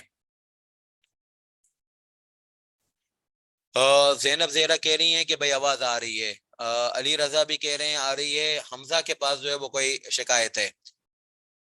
मेरे ख्याल में हमजा आपके यहाँ पे ही कोई प्रॉब्लम है, बाकी सारे तो लिख रहे हैं कि सही है। तो रहा सवा हमारी डिस्कशन चल रही थी 6 नंबर एरिया के ऊपर कि जो डिजिटल पेमेंट्स हैं या फिर एक इलेक्ट्रॉनिक फंड ट्रांसफर्स मैकेनिज्म्स हैं, वेस्टर्न यूनियन, इजी पैसा, मोबाइल एप्स के थ्रू जो है वो यूटिलिटी बिल्स की पेमेंट, इसकी सरपरस्ती इसकी सरबराही स्टेट बैंक ऑफ पाकिस्तान के जिम्मे है। और ये जिस कानून के थ्रू जो है वो ये लाइसेंसिंग करते हैं कि आप ये इजी पैसा और इलेक्ट्रॉनिक फंड ट्रांसफर वगैरह कर सकते हैं, इस कानून का नाम है इलेक्ट्रॉनिक फंड ट्रांसफर एक्ट 2007। बहुत आसान से कानून है, और बहरहाल इसके ऊपर जो है वो ये रिलीवेंट सेक्शन जो है वो सिलेबस वालों ने मुकर्रर किए हुए हैं। पूरा नहीं पढ़ना, बस इस हद तक पढ़ना है जो सेक्शंस यहाँ पे लिखे हुए हैं। आईकेप का कोड ऑफ एथिक्स मिसमैच है। चार्टर्ड अकाउंटेंट्स के लिए कोड ऑफ एथिक्स जो है वो ऑडिट के सिलेबस का पार्ट बनता है। बहरहाल जो है वो अननेसेसरीली इन्होंने कॉर्पोरेट लॉ के सब्जेक्ट में भी डाल दिया है। मेरा दूसरा सब्जेक्ट जो एडवांस टैक्सेशन का है उसके अंदर भी इन्होंने कोड ऑफ एथिक्स जो है वो डाले हुए हैं, पता नहीं क्यों डाले हुए हैं। ये ऑडिट के सिलेबस में रहते तो ज्यादा बेहतर था, मगर यहाँ पे भी कोड ऑफ एथिक्स का पार्ट 1 और पार्ट 2 जो है वो सिलेबस का पार्ट है। खैर जब से आईकेप के सिलेबस में इन्होंने ये कोड ऑफ एथिक्स डाला है, आज तक आईकेप के सिलेबस में कॉर्पोरेट लॉ में कम से कम इसका सवाल नहीं आया। हाँ, एडवांस टैक्सेशन में आया है, यानी टैक्स प्लानिंग एंड प्रैक्टिस के पेपर में आई है, मगर इसके ऊपर ये एथिक्स वाला एरिया जो है वो आईकेप का जो कोड ऑफ एथिक्स है इसका एरिया जो कॉर्पोरेट लॉ के सिलेबस में अभी तक कभी भी टेस्ट नहीं हुआ। मगर इसका आप इस तरीके से बिल्कुल ना लीजिएगा कि कभी टेस्ट नहीं हुआ तो आइंदा भी कभी नहीं होगा। कोई भी चीज हमेशा पहली दफा होती है। शायद अल्लाह ने आपके जिम्मे रखी होगी कि आपसे इस ना होने वाली चीज का फीता कटे, तो आप बिल्कुल तैयारी करके जाइएगा। बहरहाल कैसे तैयारी करेंगे मेरे जिम्मे है, इंशाल्लाह आपको चीज डिलीवर हो जाएगी तो तरीके से डिलीवर हो जाएगी, मगर आप आप आज की क्लास में ही इसके बारे में सोच लीजिए कि ये सिलेबस का पार्ट है। खुदारा ऐसा ना कीजिएगा कल पेपर हो और रात को फैसला कर रहे हो कि यार ये तो कभी आया नहीं तो नहीं करूं, नहीं ये नहीं करूं, और इसका जो है वो ये कह रहा है कि नहीं पढ़ना चाहिए, ये कह रहा है होना चाहिए। ये मैं आपको बता रहा हूँ आईकेप का जो सिलेबस है उसी को मैंने उठा के आपकी सहूलत के लिए यहाँ पे जो है वो इसको रिप्रोड्यूस किया है, ताकि आसानी से आपको आज समझ में आ जाए कि आपको कहाँ जाना है, किस तरीके से जाना है। अच्छा, अब आज की इस क्लास में चूंकि हम सिलेबस का डिस्कशन या एक अपना रोड मैप डिसाइड कर रहे थे कि हमें कैसे जाना है, इसके अंदर जो है वो मैं मौके का फायदा उठा के ये लिस्टेड कंपनी की तारीफ आज आपको बता दूं और पब्लिक सेक्टर कंपनी की तारीफ आपको बता दूं। इन दोनों तारीफों के ऊपर काफी एम्बिग्युइटी रहती है पढ़ाई के दौरान। अब ज़ाहिर बात है जब मैंने आज आपको ये डेफिनेशन बता दी तो बार बार जब मैं इनसे मुतालिक बातचीत करूंगा कि भाई ये लिस्टेड कंपनी है, लिस्टेड कंपनी है, तो आप ये हर दफा ना पूछिएगा कि भाई ये लिस्टेड कंपनी क्या होती है। लिस्टेड कंपनी आपको नजर आती है वही जो पीएसएक्स के अंदर उसका अमल दखल होता है। तो आज देख लीजिए कैसे अमल दखल होता है, किस डायमेंशन में होता है। और ये पब्लिक सेक्टर कंपनी आजकल तो बहुत मशहूर जो है वो मामला हुआ है। बहुत सारे जो है वो इसके ऊपर जो है वो नेगेटिविटी है कि हमारे मुल्क के जो माशी हालात खराब हैं उसके अंदर बहुत बड़ा जो है वो रीजन जो है ये पब्लिक सेक्टर कंपनियां भी हैं। गवर्नमेंट की इतने सारे माजी में पैसे थे जो पब्लिक सेक्टर कंपनियों में इन्वेस्टमेंट हुए, उल्टा वो इन्वेस्टमेंट के ऊपर रिटर्न आने के आप उन इन्वेस्टमेंट को संभाल संभाल के हलकान हुए जा रहे हो। तो ये पब्लिक सेक्टर कंपनियों के ऊपर आजकल काफी जो है वो पॉइंट उठ रहे हैं कि इनको लिया ही क्यों था, या इनके अंदर इन्वेस्ट ही क्यों किया था, या इसमें क्या मिसमैनेजमेंट हुई है, और अगर हुई है तो फिर इसको सही कैसे किया जाएगा, वगैरह वगैरह। तो N2 के अंदर जो है वो हम पब्लिक सेक्टर कंपनी की तारीफ पढ़ लेते हैं, लिस्टेड कंपनी की तारीफ N1 में पढ़ लेते हैं। और ये तारीफ आप याद रखिएगा, अगली क्लासों में हम डायरेक्टली जा रहे होंगे कि ये लिस्टेड कंपनी है और ये पब्लिक सेक्टर कंपनी है, उसके ऊपर बार बार डेफिनेशन में नहीं जाएंगे। सेक्शन 2 सबसेक्शन 1 क्लॉज 38 में कहा गया है कि लिस्टेड कंपनी वो होती है कि ये कोई पब्लिक कंपनी होगी, या ये कोई बॉडी कॉर्पोरेट होगी, या कोई और एंटिटी होगी जिसकी सिक्योरिटीज जो है वो स्टॉक एक्सचेंज में लिस्ट होती हैं। अब देखें यहाँ पे इन्होंने ये नहीं कहा कि ये कोई इक्विटी सिक्योरिटी होगी कि डेट सिक्योरिटी होगी, ये पुटेबल इंस्ट्रूमेंट होगा। आइडियली जो है वो हमारे स्टॉक एक्सचेंज में जो सिक्योरिटी लिस्ट होती हैं वो इक्विटी सिक्योरिटी होती है, या फिर एक वो डेट सिक्योरिटी होती है यानी रिडीमेबल कैपिटल, या फिर एक डिबेंचर्स वगैरह, या फिर एक पुटेबल इंस्ट्रूमेंट्स होता है। पुटेबल इंस्ट्रूमेंट जो है वो म्यूचुअल फंड्स के बेसिकली सर्टिफिकेट्स होते हैं। म्यूचुअल फंड्स आपको मालूम है ये क्राउड फंडिंग करते हैं, लोगों से पैसा इकट्ठा करते हैं, और ये बाय नेचर ट्रस्ट होते हैं। ट्रस्ट होते हैं, ये लोगों से पैसा इकट्ठा करते हैं। आपको एनबीएफसी सेक्टर में इंशाल्लाह पढ़ाया जाएगा डिटेल में कि ये ट्रस्ट जो है वो एसेट मैनेजमेंट कंपनी की सरबराही में काम करते हैं, लोगों से पैसा उठाते हैं, इसको मुख्तलिफ सिक्योरिटीज में इन्वेस्ट करते हैं, वहां से जो अर्निंग्स होती हैं कुछ अपनी फीस वगैरह रिटेन करके बाकी सरमाया मुहैया करने वालों में तकसीम कर देते हैं। तो ये कहलाते हैं बेसिकली जो म्यूचुअल फंड्स। तो ये म्यूचुअल फंड जो है आवाम से जो पैसा इकट्ठा करते हैं उसके लिए जो सर्टिफिकेट जारी करते हैं उसको पुटेबल इंस्ट्रूमेंट कहते हैं। IAS 32 में आप इसके बारे में पढ़ेंगे, this is called puttable instrument. तो ये पुटेबल इंस्ट्रूमेंट जो हैं वो क्या फीचर कैरी करते हैं, किस तरीके से इसकी अकाउंटिंग होती है, वो तो आप अकाउंटिंग में पढ़िएगा। आज की क्लास में मैं आपको ये बताना चाह रहा हूँ कि अगर कोई पब्लिक कंपनी हो, कोई बॉडी कॉर्पोरेट हो, बॉडी कॉर्पोरेट टू मीन के ये जो पार्लियामेंट के स्पेशल इनेक्टमेंट वगैरह के तहत जो है वो कंपनियां बनती हैं। लाइक अगर आपने नाम सुना हो नेशनल बैंक ऑफ पाकिस्तान, सबने सुना है। नेशनल बैंक ऑफ पाकिस्तान जो है वो national bank of Pakistan act 1949 के तहत बनी है, ये कंपनीज एक्ट के तहत नहीं बनी है, तो इसको हम बॉडी कॉर्पोरेट कह रहे होते हैं। इसी तरीके से जो है वो Pakistan national shipping corporation act के तहत बनी हुई है, वो कंपनीज एक्ट के तहत नहीं बनी हुई, तो उसको भी हम बॉडी कॉर्पोरेट कह सकते हैं। तो चाहे आप बॉडी कॉर्पोरेट हो, चाहे कोई पब्लिक कंपनी हो, चाहे कोई और एंटिटी हो, लाइक जो म्यूचुअल फंड्स हैं वो तो अदर एंटिटी होते हैं क्योंकि ना वो पब्लिक कंपनी होते हैं ना बॉडी कॉर्पोरेट होते हैं, ये तो बहरहाल जो है वो एक ट्रस्ट होते हैं, तो ये इसमें आ जाएंगे। आपकी कोई भी सिक्योरिटी, कहने का मकसद ये है कि इक्विटी सिक्योरिटी हो, पुटेबल इंस्ट्रूमेंट हो, डिवेंचर्स हो, अगर वो स्टॉक एक्सचेंज में ट्रेड होने के लिए एलिजिबल हो गए, कैसे ट्रेड होते हैं, कैसे एलिजिबल होते हैं, अभी आपको समझाया। पब्लिक ऑफरिंग रेगुलेशन 2017 में आपको तरकीब सिखाई जाएगी, how you will make the public offer of your securities, and thereby the people will be giving you the money, and there against you will be issuing the securities of your organization, and the securities will be carrying a feature of credibility in the stock market, and as a result these securities will be called as listed securities. तो ये securities जो कि stock exchange में trade होती हैं, इनका जो इदारा है जिसने ये securities जारी किया है उसको आप listed company कहिएगा, और ये security जो stock exchange में trade होती हैं इनको कहिएगा listed security. अगर कोई कंपनी हो फॉर एग्जांपल एबीसी लिमिटेड, उसके शेयर्स तो अनलिस्टेड हो मगर उसकी जो है वो डिबेंचर्स जो है वो स्टॉक एक्सचेंज में लिस्टेड हो, यानी ट्रेड होते हैं स्टॉक एक्सचेंज में, तो उसके डिबेंचर्स के ट्रेड होने के ऊपर भी वो लिस्टेड कंपनी की तारीफ में आ जाती है। और जो लिस्टेड कंपनी की तारीफ में आ गया, आज की क्लास में रेगुलेशन 2019 सीओसीजी के तहत उसको जो है वो कुछ कंप्लाइंस करने पड़ेंगे, जो इंशाल्लाह जगह पे आपको पढ़ाए जाएंगे। अच्छा, फिर जो है वो आपको बताया जाए कि पब्लिक सेक्टर कंपनी की तारीफ क्या है। ये सेक्शन 2 सब सेक्शन 54 में कहा गया है कि ये कोई पब्लिक या प्राइवेट कंपनी होती है, यानी पहले तो ये फीचर कैरी करेगी कि सबसे पहले ये कंपनीज एक्ट में बनेगी एज अ पब्लिक कंपनी या प्राइवेट कंपनी। आपने यहाँ पे नोट किया कि जब लिस्टेड कंपनी की तारीफ आई तो सिर्फ पब्लिक कंपनी ही शामिल है, यहाँ पे देखिए प्राइवेट कंपनी शामिल नहीं है। Private company can not go for listing, ये प्राइवेट कंपनी की तारीफ में भी लिखा हुआ है, और लिस्टेड कंपनी की डेफिनेशन में भी दाखिला जो दिया गया है सिर्फ पब्लिक कंपनी को दिया गया है। मगर पब्लिक सेक्टर कंपनी में पब्लिक कंपनी भी हो सकती है, प्राइवेट कंपनी भी हो सकती है। यानी सबसे पहले तो बातचीत ये होगी कि आप कंपनीज एक्ट में बने हुए कंपनी होगे, चाहे पब्लिक के तौर पर बने चाहे प्राइवेट के तौर पर बने, और इस कंपनी के अंदर ये होगा कि ये डायरेक्टली और इनडायरेक्टली जो है वो कंट्रोल्ड होगी या बेनिफिशियली ओन और own for not less than 50% of the voting securities or voting power of which are held by the, या तो ये पूरी की पूरी गवर्नमेंट ओन्ड होगी, या फिर एक इसके अंदर जो है वो कम से कम 51% का वोटिंग पावर या वोटिंग सिक्योरिटीज जो हैं वो गवर्नमेंट के पास होंगी, या गवर्नमेंट के पास डायरेक्टली ना हो तो इनडायरेक्टली भी हो सकता है। किसके पास इनडायरेक्टली होगा? गवर्नमेंट की कोई एजेंसी के पास होगा, लाइक प्राइवेटाइजेशन कमीशन है, या गवर्नमेंट की कोई बॉडी है लाइक जो है वो मिसाल के तौर पे स्टेट लाइफ इंश्योरेंस कॉर्पोरेशन है, और in respect of which government और any agency of the government statutory body has otherwise power to elect, nominate और appoint majority of its director.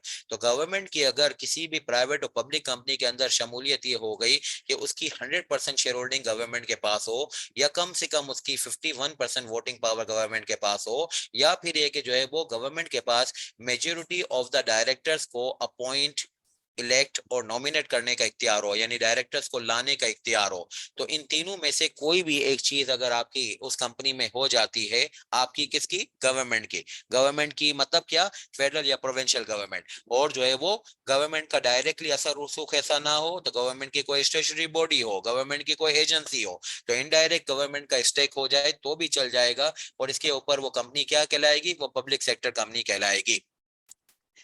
अच्छा, अब इसके अंदर इन्होंने खास तौर पे यह बात किया हुआ है कि कुछ ऐसी गवर्नमेंट की ऑर्गेनाइजेशंस हैं या पब्लिक सेक्टर कंपनी है जो नॉट फॉर प्रॉफिट है। नॉट फॉर प्रॉफिट ऑर्गेनाइजेशन आपको मालूम है कि जो कि प्रॉफिट की जनरेशन के लिए नहीं बनती हैं, बल्कि वो अपनी इनकम को रिसाइकल करती हैं चैरिटेबल पर्पस के लिए। बनी भी चैरिटेबल पर्पस के लिए है और अपनी इनकम की रिसाइकलिंग भी करती हैं चैरिटेबल पर्पस के लिए। तो अगर कोई गवर्नमेंट की पब्लिक सेक्टर एंटिटी हो तो इसमें इसका कोई हर्ज नहीं है कि गवर्नमेंट जो है वो बना रही है तो ये पब्लिक सेक्टर जो है वो हमेशा प्रॉफिट मैक्सिमाइजेशन के ऊपर होगी। नहीं, गवर्नमेंट की एंटिटी जो है प्रॉफिट मैक्सिमाइजेशन के अलावा चैरिटेबल पर्पस के लिए भी हो सकती है। मगर ये कि अगर कभी आप ये देखते हैं कि किसी कंपनी के बोर्ड पे एससीसीपी के नुमाइंदे बैठे हुए हैं, हमने इंशाल्लाह एक सेक्शन नंबर 164 और फिर इसके बाद 165 पढ़ना है, जिसमें ये आपको मिलेगा कि एससीसीपी जो है वो कंपनियों के अंदर थोड़ी थोड़ी इन्वेस्टमेंट करके अपने बंदे बोर्ड पे बैठाती है। क्यों बैठाती है, उससे क्या लॉजिक है, क्या फायदे होते हैं, वो इंशाल्लाह जगह पे देखे जाएंगे। मगर एससीसीपी के बंदे डायरेक्टर्स के तौर पे यानी नॉमिनी ऑफ एससीसीपी के तौर पे कंपनियों के बोर्ड पे बैठे हुए होते हैं। अगर कंपनी एससीसीपी के बंदे बोर्ड पे जो बैठे हुए हैं वो मेजॉरिटी हो जाते हैं, और आप कहें कि यार एससीसीपी तो गवर्नमेंट का इदारा है, वो गवर्नमेंट का इदारा होने पे इसके बंदे मेजॉरिटी बोर्ड पे बैठे हुए हैं, यानी बोर्ड पे अगर 9 बंदे हैं और इसमें से 5 एससीसीपी के बंदे हैं, यानी मेजॉरिटी तो एससीसीपी की हो गई, और SCCP is own by the government. तो इसका मतलब है कि इनडायरेक्टली गवर्नमेंट की इसके अंदर जो है वो कंट्रोल हो गई। नहीं, ऐसी कंट्रोल को एससीसीपी के थ्रू जो हासिल किया किया जाता है उसको पब्लिक सेक्टर नहीं बनाएगा। जब भी गवर्नमेंट की 51% वोटिंग पावर हो जाए, गवर्नमेंट की 100% ओनरशिप हो जाए, या 51% डायरेक्टर को लाने का इख्तियार बन जाए, ये अगर किसी भी गवर्नमेंट यानी फेडरल और प्रोविंशियल गवर्नमेंट ने किया, या फिर इनके किसी इदारे ने किया, या इनकी किसी एजेंसी ने किया, तो बहरहाल उस कंपनी का स्टेटस आइंदा जो है वो हो जाएगा पब्लिक सेक्टर कंपनी। मगर अगर जो है वो ये इख्तियार हासिल करने के लिए एससीसीपी को इन्वॉल्व किया गया है, तो एससीसीपी के थ्रू जो है ये डायरेक्टर्स की मेजोरिटी होने के मैटर के ऊपर कभी भी आपको जो है वो पब्लिक सेक्टर कंपनी का चांस नहीं मिलेगा। उस केस में आप पब्लिक सेक्टर कंपनी नहीं कहलाओगे, खाली इस ग्राउंड के ऊपर कि भाई एससीसीपी के मेजोरिटी डायरेक्टर्स बैठे हुए हैं। गवर्नमेंट की तारीफ ये है, इसके अंदर फेडरल गवर्नमेंट भी शामिल है, इसके अंदर प्रोविंशियल गवर्नमेंट भी शामिल है।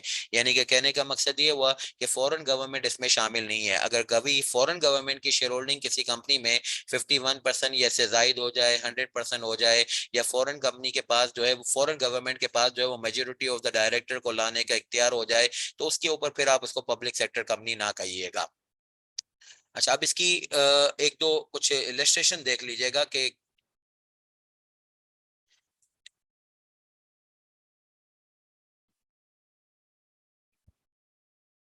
हम हमजा ये कह रहे हैं कि जून 2022 के, मेरे ख्याल में आप शायद जून 2023 का जो है वो कह रहे हैं हमजा। हाँ बिल्कुल, आप जो है वो करिए, मतलब आप लोग माशाल्लाह जो है वो काफी ज़हीन लोग हैं, तो आपकी अगर इसके ऊपर कोई राय बनती है तो आप जून 2023 की जो है वो बिल्कुल लेक्चर यूज कर लीजिए। फिर आपको इसमें जो अपडेशंस करनी हो वो आप कर लीजिएगा। इसमें जैसे आपकी जो है वो मुनासिबत बनती है। सबसे अच्छा काम तो ये होता है जो आपका दिल कहे, और आप जो है वो बहरहाल उसके ऊपर जो है वो अपने आप को रास्ते पे ले आए। आप जाहिर बात है किसी को भी कोई चीज पूछेंगे तो उसके ऊपर उसके वेस्टेड इंटरेस्ट होते हैं, तो आपकी और हमारी सोच में काफी फर्क हो जाता है। और इसके ऊपर बेहतर ये होगा कि आपने फैसला अगर किया हुआ है जून 2023 के लेक्चर को इस्तेमाल करने का, और उसके ऊपर आप जो है वो अपडेशंस करना चाहते हैं, तो ये तो मेरे ख्याल में सोने पे सुहागा हो जाएगा कि आप जो है वो 4 महीने तक क्लासें लेते रहें, और फिर जो है वो आप इसको कोर्स को मुकम्मल करें। आप ये भी कर सकते हैं कि भाई जो है वो रिकॉर्डेड लेक्चर्स के ऊपर जाके इसको जल्द अज जल्द जो है वो सिलेबस को खत्म करके फिर आप जो है वो अपनी दूसरी एक्टिविटीज पे लग जाएं। ये भी हो सकता है।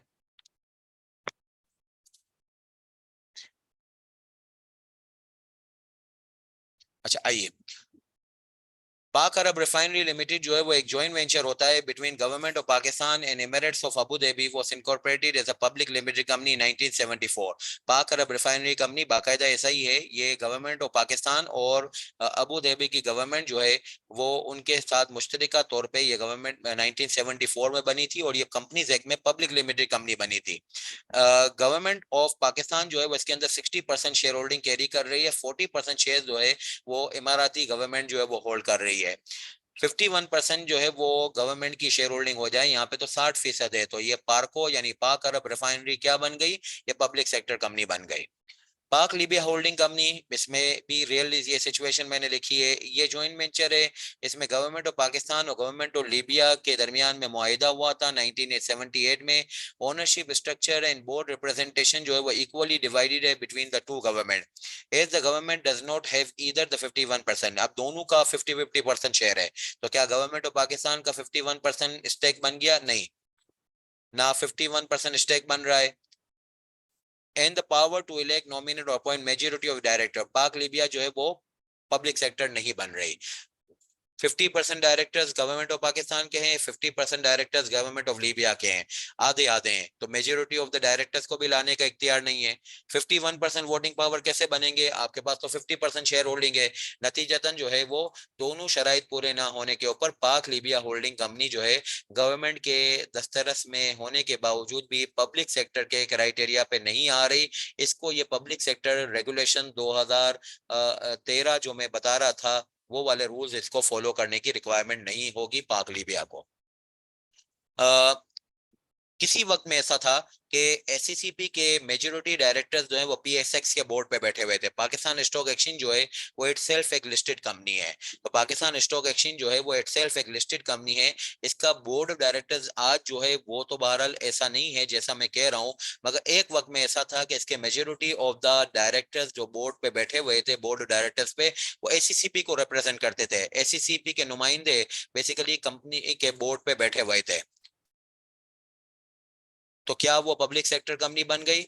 एससीसीपी गवर्नमेंट का इदारा है, गवर्नमेंट की अगर इनडायरेक्ट जो है वो मेजोरिटी ऑफ द डायरेक्टर्स को अपॉइंट करने, नॉमिनेट करने, ब्रिंग करने की पावर होती है, तो उस सूरत हाल में बन जाती है पब्लिक सेक्टर कंपनी। ये नहीं बनेगी, क्यों नहीं बनेगी? एससीसीपी गवर्नमेंट का वो वाहिद इदारा है जिसको इस काम के लिए एक्सक्लूड कर दिया गया है कि आपके थ्रू अगर जो है वो किसी कंपनी के बोर्ड पे गवर्नमेंट के नुमाइंदे मेजोरिटी पे नजर आते हैं, तो एससीसीपी के थ्रू लाए गए नुमाइंदे जो है वो इस काउंटिंग में नहीं आएंगे कि उस कंपनी को हम पब्लिक सेक्टर कहना शुरू कर दें। अच्छा, अब एक और example, this is a real example. जी, मोहम्मद यूसुफ पूछ रहे हैं कि गवर्नमेंट के जो है वो 51% शेयर होल्डिंग जो है वो मिला के हो, फेडरल और प्रोविंशियल गवर्नमेंट के। बिल्कुल सही है आपकी बातचीत, ऐसा होता है। तो अगर ऐसा हुआ तो भी वो पब्लिक सेक्टर हो जाएगी। इसमें ये नहीं कहा है कि कोई एक गवर्नमेंट के ही 51% होना चाहिए। हमारे मुल्क में अफेक्टिवली जो है वो 5 गवर्नमेंट्स हैं, चारों सूबों की एक एक गवर्नमेंट, और जो है वो 5वीं गवर्नमेंट जो है वो बहरहाल फेडरल गवर्नमेंट। तो ये 5 गवर्नमेंटें मिला के करें, 2 गवर्नमेंटें मिला के करें, 51% मिला के हो जाए तो भी बहरहाल वो पब्लिक सेक्टर बन जाएगी। अच्छा, ये वाली जो नीचे वाली मैंने एग्जाम्पल 4 लिखी है, दिस इज द एग्जाम्पल जो कि अभी इम्प्लीमेंट होनी है पाकिस्तान री इंश्योरेंस कंपनी के लिए। आपने नेटी जेटी के पुल के साथ ये बिल्डिंग देखी है, इसके अंदर ये प्लान बना हुआ है कि गवर्नमेंट जो है वो कंसीडर कर रही है कि हम अपनी controlling share holding for the timing, आज के दिन पाकिस्तान री इंश्योरेंस कंपनी जो है एक पब्लिक कंपनी है, बल्कि लिस्टेड कंपनी है, और इसके अंदर गवर्नमेंट की जो है वो 51% से जायद वोटिंग पावर है। नतीजतन जो है ये पब्लिक सेक्टर कंपनी बन गई। मगर गवर्नमेंट कंसीडर ये कर रही है कि हम अपनी कंट्रोलिंग शेयर होल्डर एक प्राइवेट शेयर होल्डर को भेज देंगे,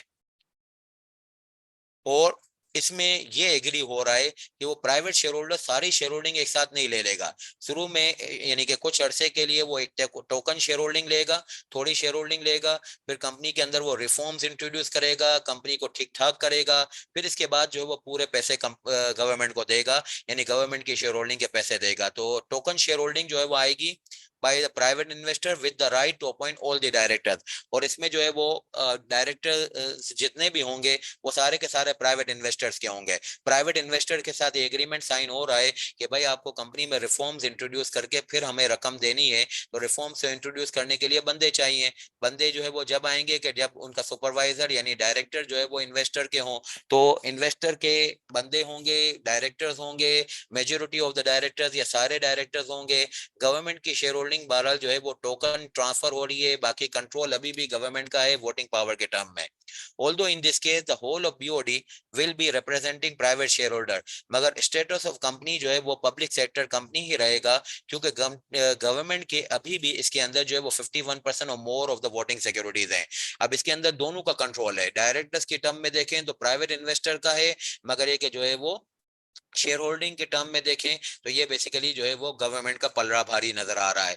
डेफिनेशन जो आज मैंने आपको पढ़ाई है उसके अंदर कहा गया है कि गवर्नमेंट की दोनों में से एक भी चीज के ऊपर कब्जा हो जाए, या बहरहाल गवर्नमेंट की एक भी चीज के ऊपर दस्तरस हो जाए, तो वो पब्लिक सेक्टर कंपनी बन जाती है। तो बहरहाल ये पब्लिक सेक्टर कंपनी है टिल द टाइम गवर्नमेंट दोनों चीजें छोड़ ना दे, डायरेक्टरशिप के इसरार को भी छोड़ दे, और वोटिंग पावर के 51% के जो है वो कंट्रोल को भी छोड़ दे।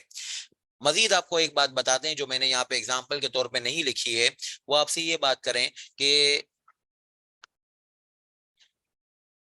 स्टेट लाइफ इंश्योरेंस कॉर्पोरेशन सबने नाम सुना है। स्टेट लाइफ इंश्योरेंस कॉर्पोरेशन के ऊपर मैंने लोगों को जिद करते हुए देखा है, यानी लोगों को मतलब ये कि आप ट्रेनिज को, कि भाई ये पब्लिक सेक्टर कंपनी रूल्स जो 2013 वाले जो मैंने अभी आपको पढ़ा है, ये क्यों अप्लाई उनके ऊपर नहीं हो रहे हैं। स्टेट लाइफ इंश्योरेंस कॉर्पोरेशन का ऑडिट करने गए और कहने लगे कि ये पब्लिक सेक्टर कंपनीज, हमारे सर ने पढ़ाया था कि भाई ये तो रूल्स अप्लाई होंगे पब्लिक सेक्टर के ऊपर, ये तो गवर्नमेंट की एंटिटी है तो इसके ऊपर अप्लाई होंगे, तो इसके ऊपर क्यों अप्लाई नहीं हो रहे। भाई स्टेट लाइफ इंश्योरेंस कॉर्पोरेशन का बनने का दस्तूर देखिए। स्टेट लाइफ इंश्योरेंस कॉर्पोरेशन जो है वो state life insurance corporation public company companies act के तहत नहीं है। स्टेट लाइफ इंश्योरेंस कॉर्पोरेशन जो है वो state life insurance corporation act, जिसको SLIC कहते हैं, SLIC एक्ट 1956 के तहत बनी हुई है। SLIC एक्ट 1956 के तहत बनी हुई है, वो कंपनीज एक्ट के तहत पब्लिक या प्राइवेट कंपनी नहीं है। नतीजतन जो है वो पब्लिक और प्राइवेट कंपनीज एक्ट में ना बने तो फिर गवर्नमेंट की शेयर होल्डिंग या फिर ये कि जो है वो डायरेक्टर्स को लाने, मेजोरिटी ऑफ द डायरेक्टर्स को लाने का इख्तियार, इसके ऊपर आप रिसर्च क्यों कर रहे हैं? हाँ बिल्कुल, आपके ऑडिट के लिए कोई रिसर्च करनी है तो आप करिएगा, मगर ये कि ये जो N2 के लिए public sector companies code of corporate governance rules 2013 apply करने की बातचीत है, ये स्टेट लाइफ के ऊपर अप्लाई नहीं होंगे। इसलिए अप्लाई नहीं होंगे कि ये कंपनीज एक्ट वाली पब्लिक सेक्टर कंपनी नहीं है। Public sector company companies act वाली वो होती है जो कि कंपनीज एक्ट के तहत, यानी कि कंपनीज एक्ट के तहत बनी हुई पब्लिक और प्राइवेट कंपनी होती है। ये वाली कौन सी है? State life insurance corporation act, ये बनी है state life insurance corporation act यानी SLIC एक्ट 1956 के तहत। ये तो कंपनीज एक्ट के तहत बनी हुई नहीं है। नतीजतन ये पब्लिक है, प्राइवेट है, ये जो है वो 51% शेयर होल्डिंग है, गवर्नमेंट का इसमें स्टेक है, इसके ऊपर ना जाइएगा। इसी तरीके से नेशनल बैंक में भी मामला आता है। नेशनल बैंक जो है वो बनी हुई है national bank of Pakistan act 1949 के तहत। वो भी जो है वो पब्लिक सेक्टर कंपनी रूल को फॉलो नहीं करने की पाबंद। हाँ ये मुझे मालूम है, खैर आप ऑडिट पे जाइएगा तो मजीद चेक कीजिएगा, उन्होंने ये वाले रूल्स को वॉलंटरीली एडॉप्ट किया हुआ है, उनके बोर्ड ऑफ डायरेक्टर्स ने वॉलंटरीली इसको एडॉप्ट किया हुआ है। कुछ इसका बैकग्राउंड भी है, उसकी डिटेल में मैं आपको लेके नहीं जा रहा, इस वजह से वो ये फॉलो कर रहे हैं। बाकी अदरवाइज जो मैं पढ़ाई आपको करवा रहा हूँ उसके तहत इनको पाबंदी नहीं है कि वो ये वाले कानून को फॉलो करें।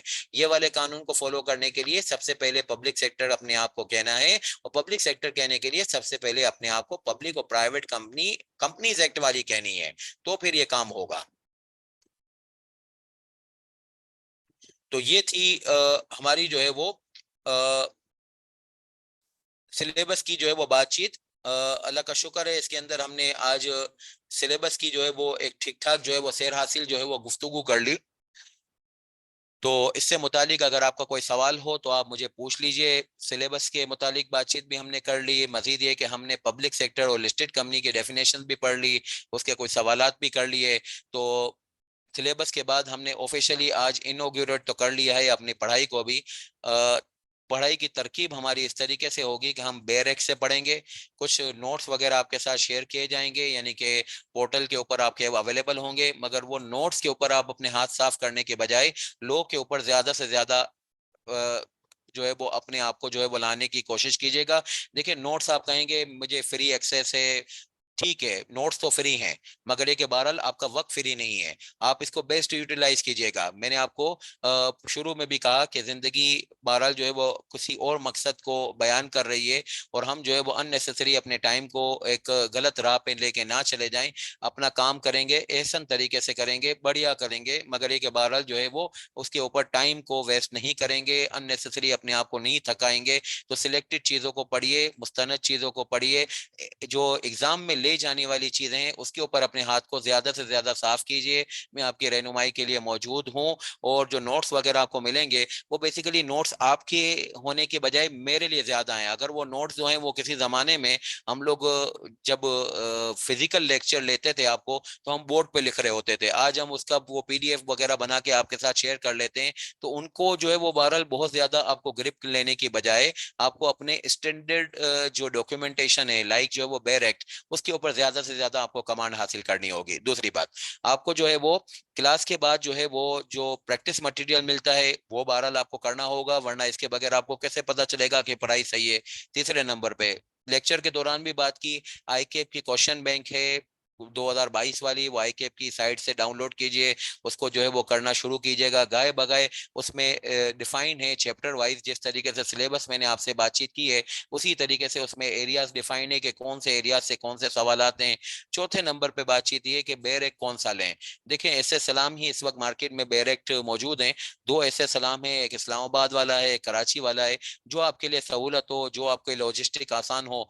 पूरे मुल्क में जाहिर बात है ये दो ही पब्लिशर हैं, एक जो है वो इस्लामाबाद वाला है और एक कराची वाला है, तो जो आपके नियर बाय हो उससे ले लें, जैसा भी आपको ठीक लगता है। बहरहाल दोनों ही बेयर एक्ट हैं, दोनों ही जो है वो प्रिंट आउट निकालते हैं बेसिकली जो है वो लॉ के बेयर एक्ट का, और उसको अपने अपने जो है वो पब्लिशर से छपवा के बाइंड करके आपको सेल कर देते हैं। तो उसके ऊपर कोई बहुत ज्यादा रंजीदा होने की जरूरत नहीं है कि ये लाल कलर का है वो ग्रे कलर का है, जो भी आपको ठीक लगे आप उसको इस्तेमाल कीजिएगा। 5वें नंबर पे बातचीत ये कि हमारी क्लास का फॉर्मेट ऐसे ही होता है जैसे जो है वो आज की क्लास में था, कि मैं आपको लेक्चर डिलीवर करता हूँ, आप मुझे जितनी मर्तबा चाहें बीच में इंटरप्ट कर सकते हैं, ऐसे इंटरप्ट कर सकते हैं कि आपको चैट बॉक्स में जो है वो अपना क्वेश्चन को थोड़ा सा लिखने की जहमत करनी पड़ेगी।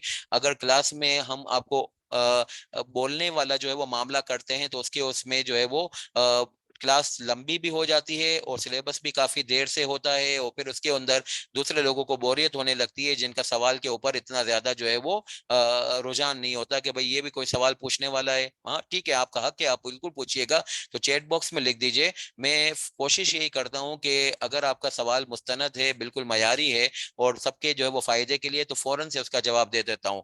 मगर ये कि बाज़ औक़ात ऐसा होता है कि कोई सवाल ऐसा हो कि जिसको जो है वो बहरहाल एंड पे भी, यानी कोई क्लास के दरमियान में पूछ रहा होता है कि सर कराची वाला ऐसे सलाम लें कि इस्लामाबाद वाला, तो उसका भी जवाब दिया जाएगा, मगर फिर उसका जवाब जो है वो फिर एंड में दिया जाएगा, फिर वो दरमियान में नहीं दिया जाएगा।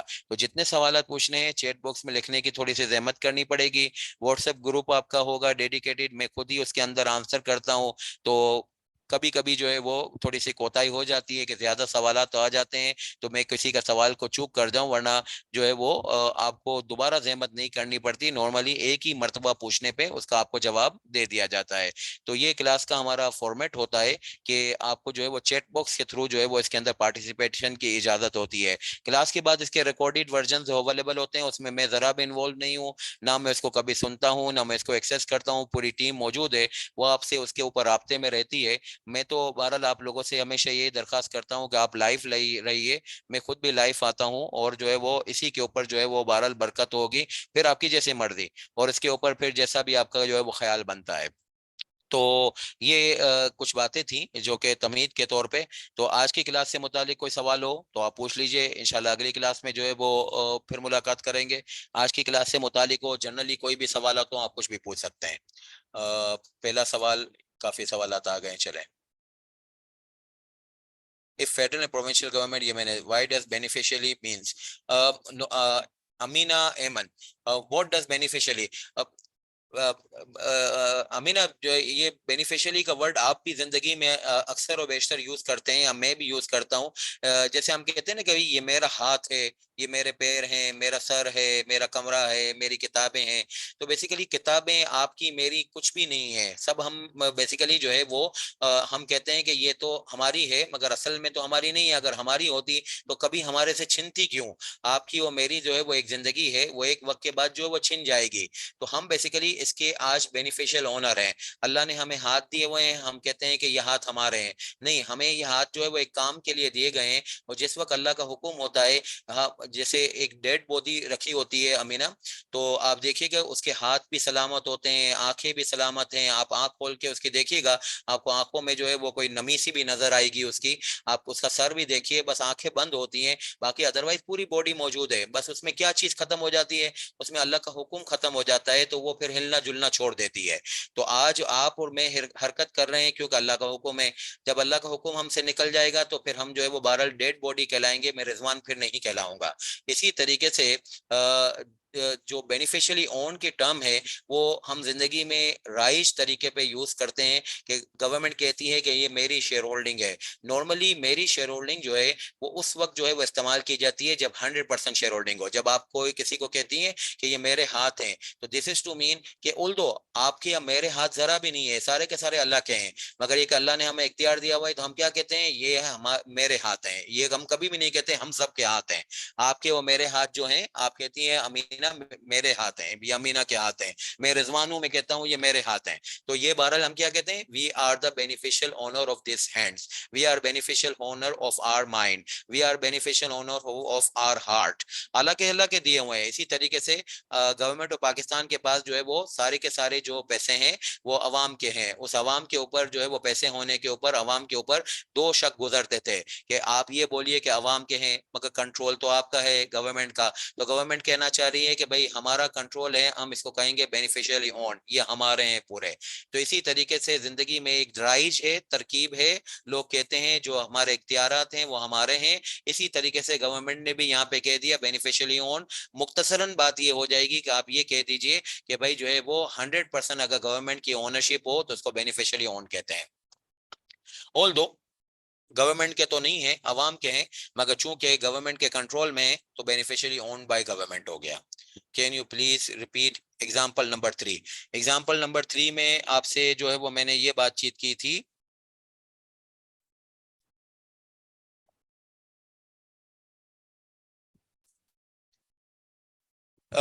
स्टॉक एक्सचेंज के अंदर जो है वो एससीसीपी के बंदे बैठे हुए थे, यानी कि बोर्ड ऑफ डायरेक्टर्स के ऊपर 9 बंदे थे, उसमें 5 एससीसीपी के बंदे बैठे हुए थे। तो एससीसीपी गवर्नमेंट का इदारा है। नॉर्मली हम ये कह रहे थे कि गवर्नमेंट की इस कंपनी के अंदर बोर्ड ऑफ डायरेक्टर्स की जो शमूलियत है वो मेजोरिटी में है, यानी कि गवर्नमेंट के बंदे बैठे हुए हैं 5 9 में से, यानी कि गवर्नमेंट की जो है वो बोर्ड ऑफ डायरेक्टर्स के ऊपर मेजोरिटी है। मगर गवर्नमेंट की कैसे थी? गवर्नमेंट की डायरेक्टली नहीं थी, एक इदारे के थ्रू थी। उस इदारे का नाम क्या है? एससीसीपी है। आपने यहाँ पे डेफिनेशन में पढ़ा है कि पब्लिक सेक्टर कंपनी में गवर्नमेंट के अगर बंदे बैठ जाएं किसी भी कंपनी के बोर्ड पे, चाहे गवर्नमेंट के डायरेक्टली बैठ जाएं या गवर्नमेंट की एजेंसी या गवर्नमेंट के किसी बॉडी के थ्रू बैठ जाएं, तो भी बहरहाल वो कंपनी गवर्नमेंट के लिए, गवर्नमेंट के निजाम के अंदर पब्लिक सेक्टर कंपनी कहलाती है। मगर इसके नीचे जो है वो पैराग्राफ में लिखा हुआ है कि अगर एससीसीपी गवर्नमेंट का एक इदारा है, इसके थ्रू किसी कंपनी के बोर्ड पे मेजोरिटी डायरेक्टर बैठ जाते हैं, तो उस कंपनी को फिर आप पब्लिक सेक्टर कंपनी ना कहिएगा। यही चीज मैंने यहाँ पे अप्लाई करके सिखाई है। बिकॉज के 50% और more than 50% of the directorship वो of the government in the PSX was through SECP.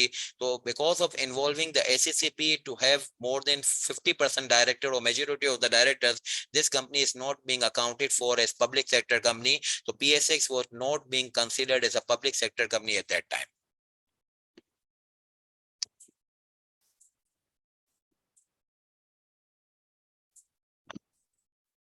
फिर अगला सवाल जो है, सर वन कंपनी अगर लिस्टेड है और उसमें मोर देन 51% शेयर होल्डिंग भी है गवर्नमेंट की, तो क्या लिस्टेड कंपनी होगी या पब्लिक सेक्टर कंपनी? दोनों का स्टेटस होगा। ये खास तौर पे पब्लिक सेक्टर कंपनी के रूल में लिखा हुआ है मोहम्मद अनस कि अगर कोई पब्लिक सेक्टर कंपनी हो तो इसके लिए जरूरी नहीं है कि वो अनलिस्टेड ही होगी, वो लिस्टेड भी हो सकती है। तो अगर लिस्टेड कंपनी भी हो और पब्लिक सेक्टर कंपनी भी हो तो इसके ऊपर दोनों डॉक्यूमेंट अप्लाई होते हैं। पब्लिक सेक्टर कंपनी रूल्स भी अप्लाई होते हैं और लिस्टेड कंपनी के जो रेगुलेशन है वो भी अप्लाई होते हैं। अब इनमें कहीं कहीं तजाद है, वो टोटल 8 के करीब 9 के करीब कुछ तजाद हैं। तो उसके ऊपर खास तौर पे पब्लिक सेक्टर कंपनी रूल में लिखा हुआ है कि लिस्टेड कंपनी के कवानीन में और पब्लिक सेक्टर के कवानीन में तजाद आ जाए तो फिर पब्लिक सेक्टर कंपनी के कवानीन को फॉलो किया जाएगा, यानी बढ़तर किया जाएगा। इस state life, yes state life जो है वो बॉडी कॉर्पोरेट है, मगर एक इबारत जो है वो पब्लिक सेक्टर कंपनी की डेफिनेशन में नहीं आएगी। क्योंकि पब्लिक सेक्टर कंपनी की डेफिनेशन में इसलिए नहीं आएगी, बॉडी कॉर्पोरेट इसलिए है कि वो कॉर्पोरेट स्टेटस कैरी कर रही है।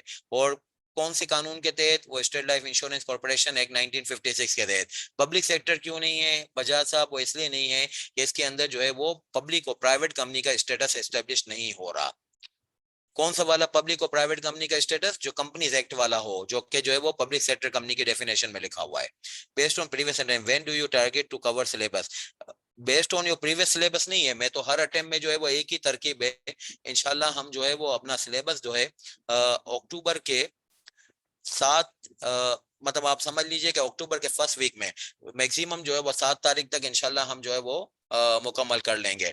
यानी तकरीबन एग्जाम से पहले आपके पास जो है वो 2 महीने अवेलेबल होंगे।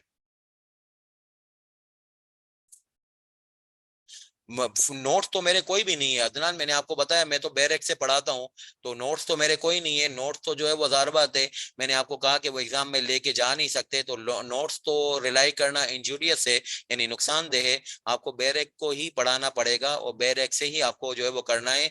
ये जो शीटें शेयर शेयर होती हैं, ये अदरवाइज शेयर ना करते तो हम जो है वो बहरहाल इसको स्क्रीन पे लिख रहे होते, तो थोड़ा सा टाइम बचाने के लिए शीटें तैयार कर ली हैं। बाकी अदरवाइज इनका तो कोई उसूल नहीं है, इनका कोई जो है वो इस्तेमाल भी नहीं है।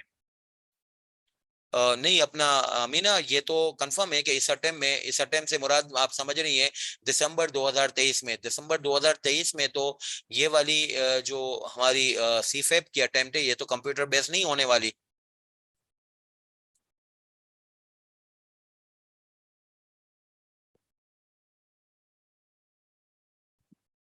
वो अभी तो मैंने बताया है, वो अपना इमरान आप शायद लेट आए हैं।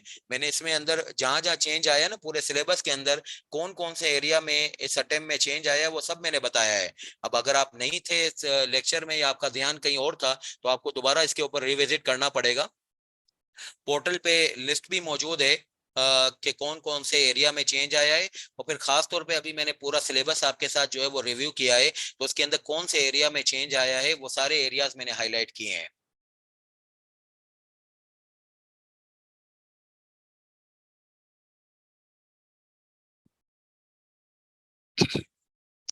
अनस इसके ऊपर जो है वो पूरा सिलेबस लाइव में कवर होगा या देखें अनस उसमें ये होता है कि मैं तो लाइव ही करता हूँ, जाहिर बात है रिकॉर्डेड लेक्चर्स का तो मामला होता नहीं है, मैं तो लाइव ही कर रहा होता हूँ। मगर आप जो है वो जिस दिन अटेंड नहीं करेंगे उस दिन जो है वो जाहिर बात है वो आपके लिए रिकॉर्डेड हो जाएगा। तो कॉर्पोरेट लॉ में तो ये कर नहीं सकते कि पिछली अटेम्प्ट की चीजें जो है वो रिपीट कर दें, वरना ये कि लाइव में आज क्यों ले रहा होता मैं, तो जो है वो आपको पिछला वाला जो रिकॉर्डेड वर्जन है वो आपको पकड़ा देते और कहानी हो जाती खत्म। तो मैं तो जो है वो हर अटेम्प्ट में लाइव ही ले रहा होता हूँ। मगर आपकी जो है वो मसरूफियात बहुत ज्यादा होती हैं तो उसके ऊपर कभी आप अटेंड कर रहे होते हैं नहीं कर रहे होते, तो फिर आपके लिए जो है वो रिकॉर्डेड वर्जन हो जाता है, तो मेरा तो सारा ही लाइव होता है।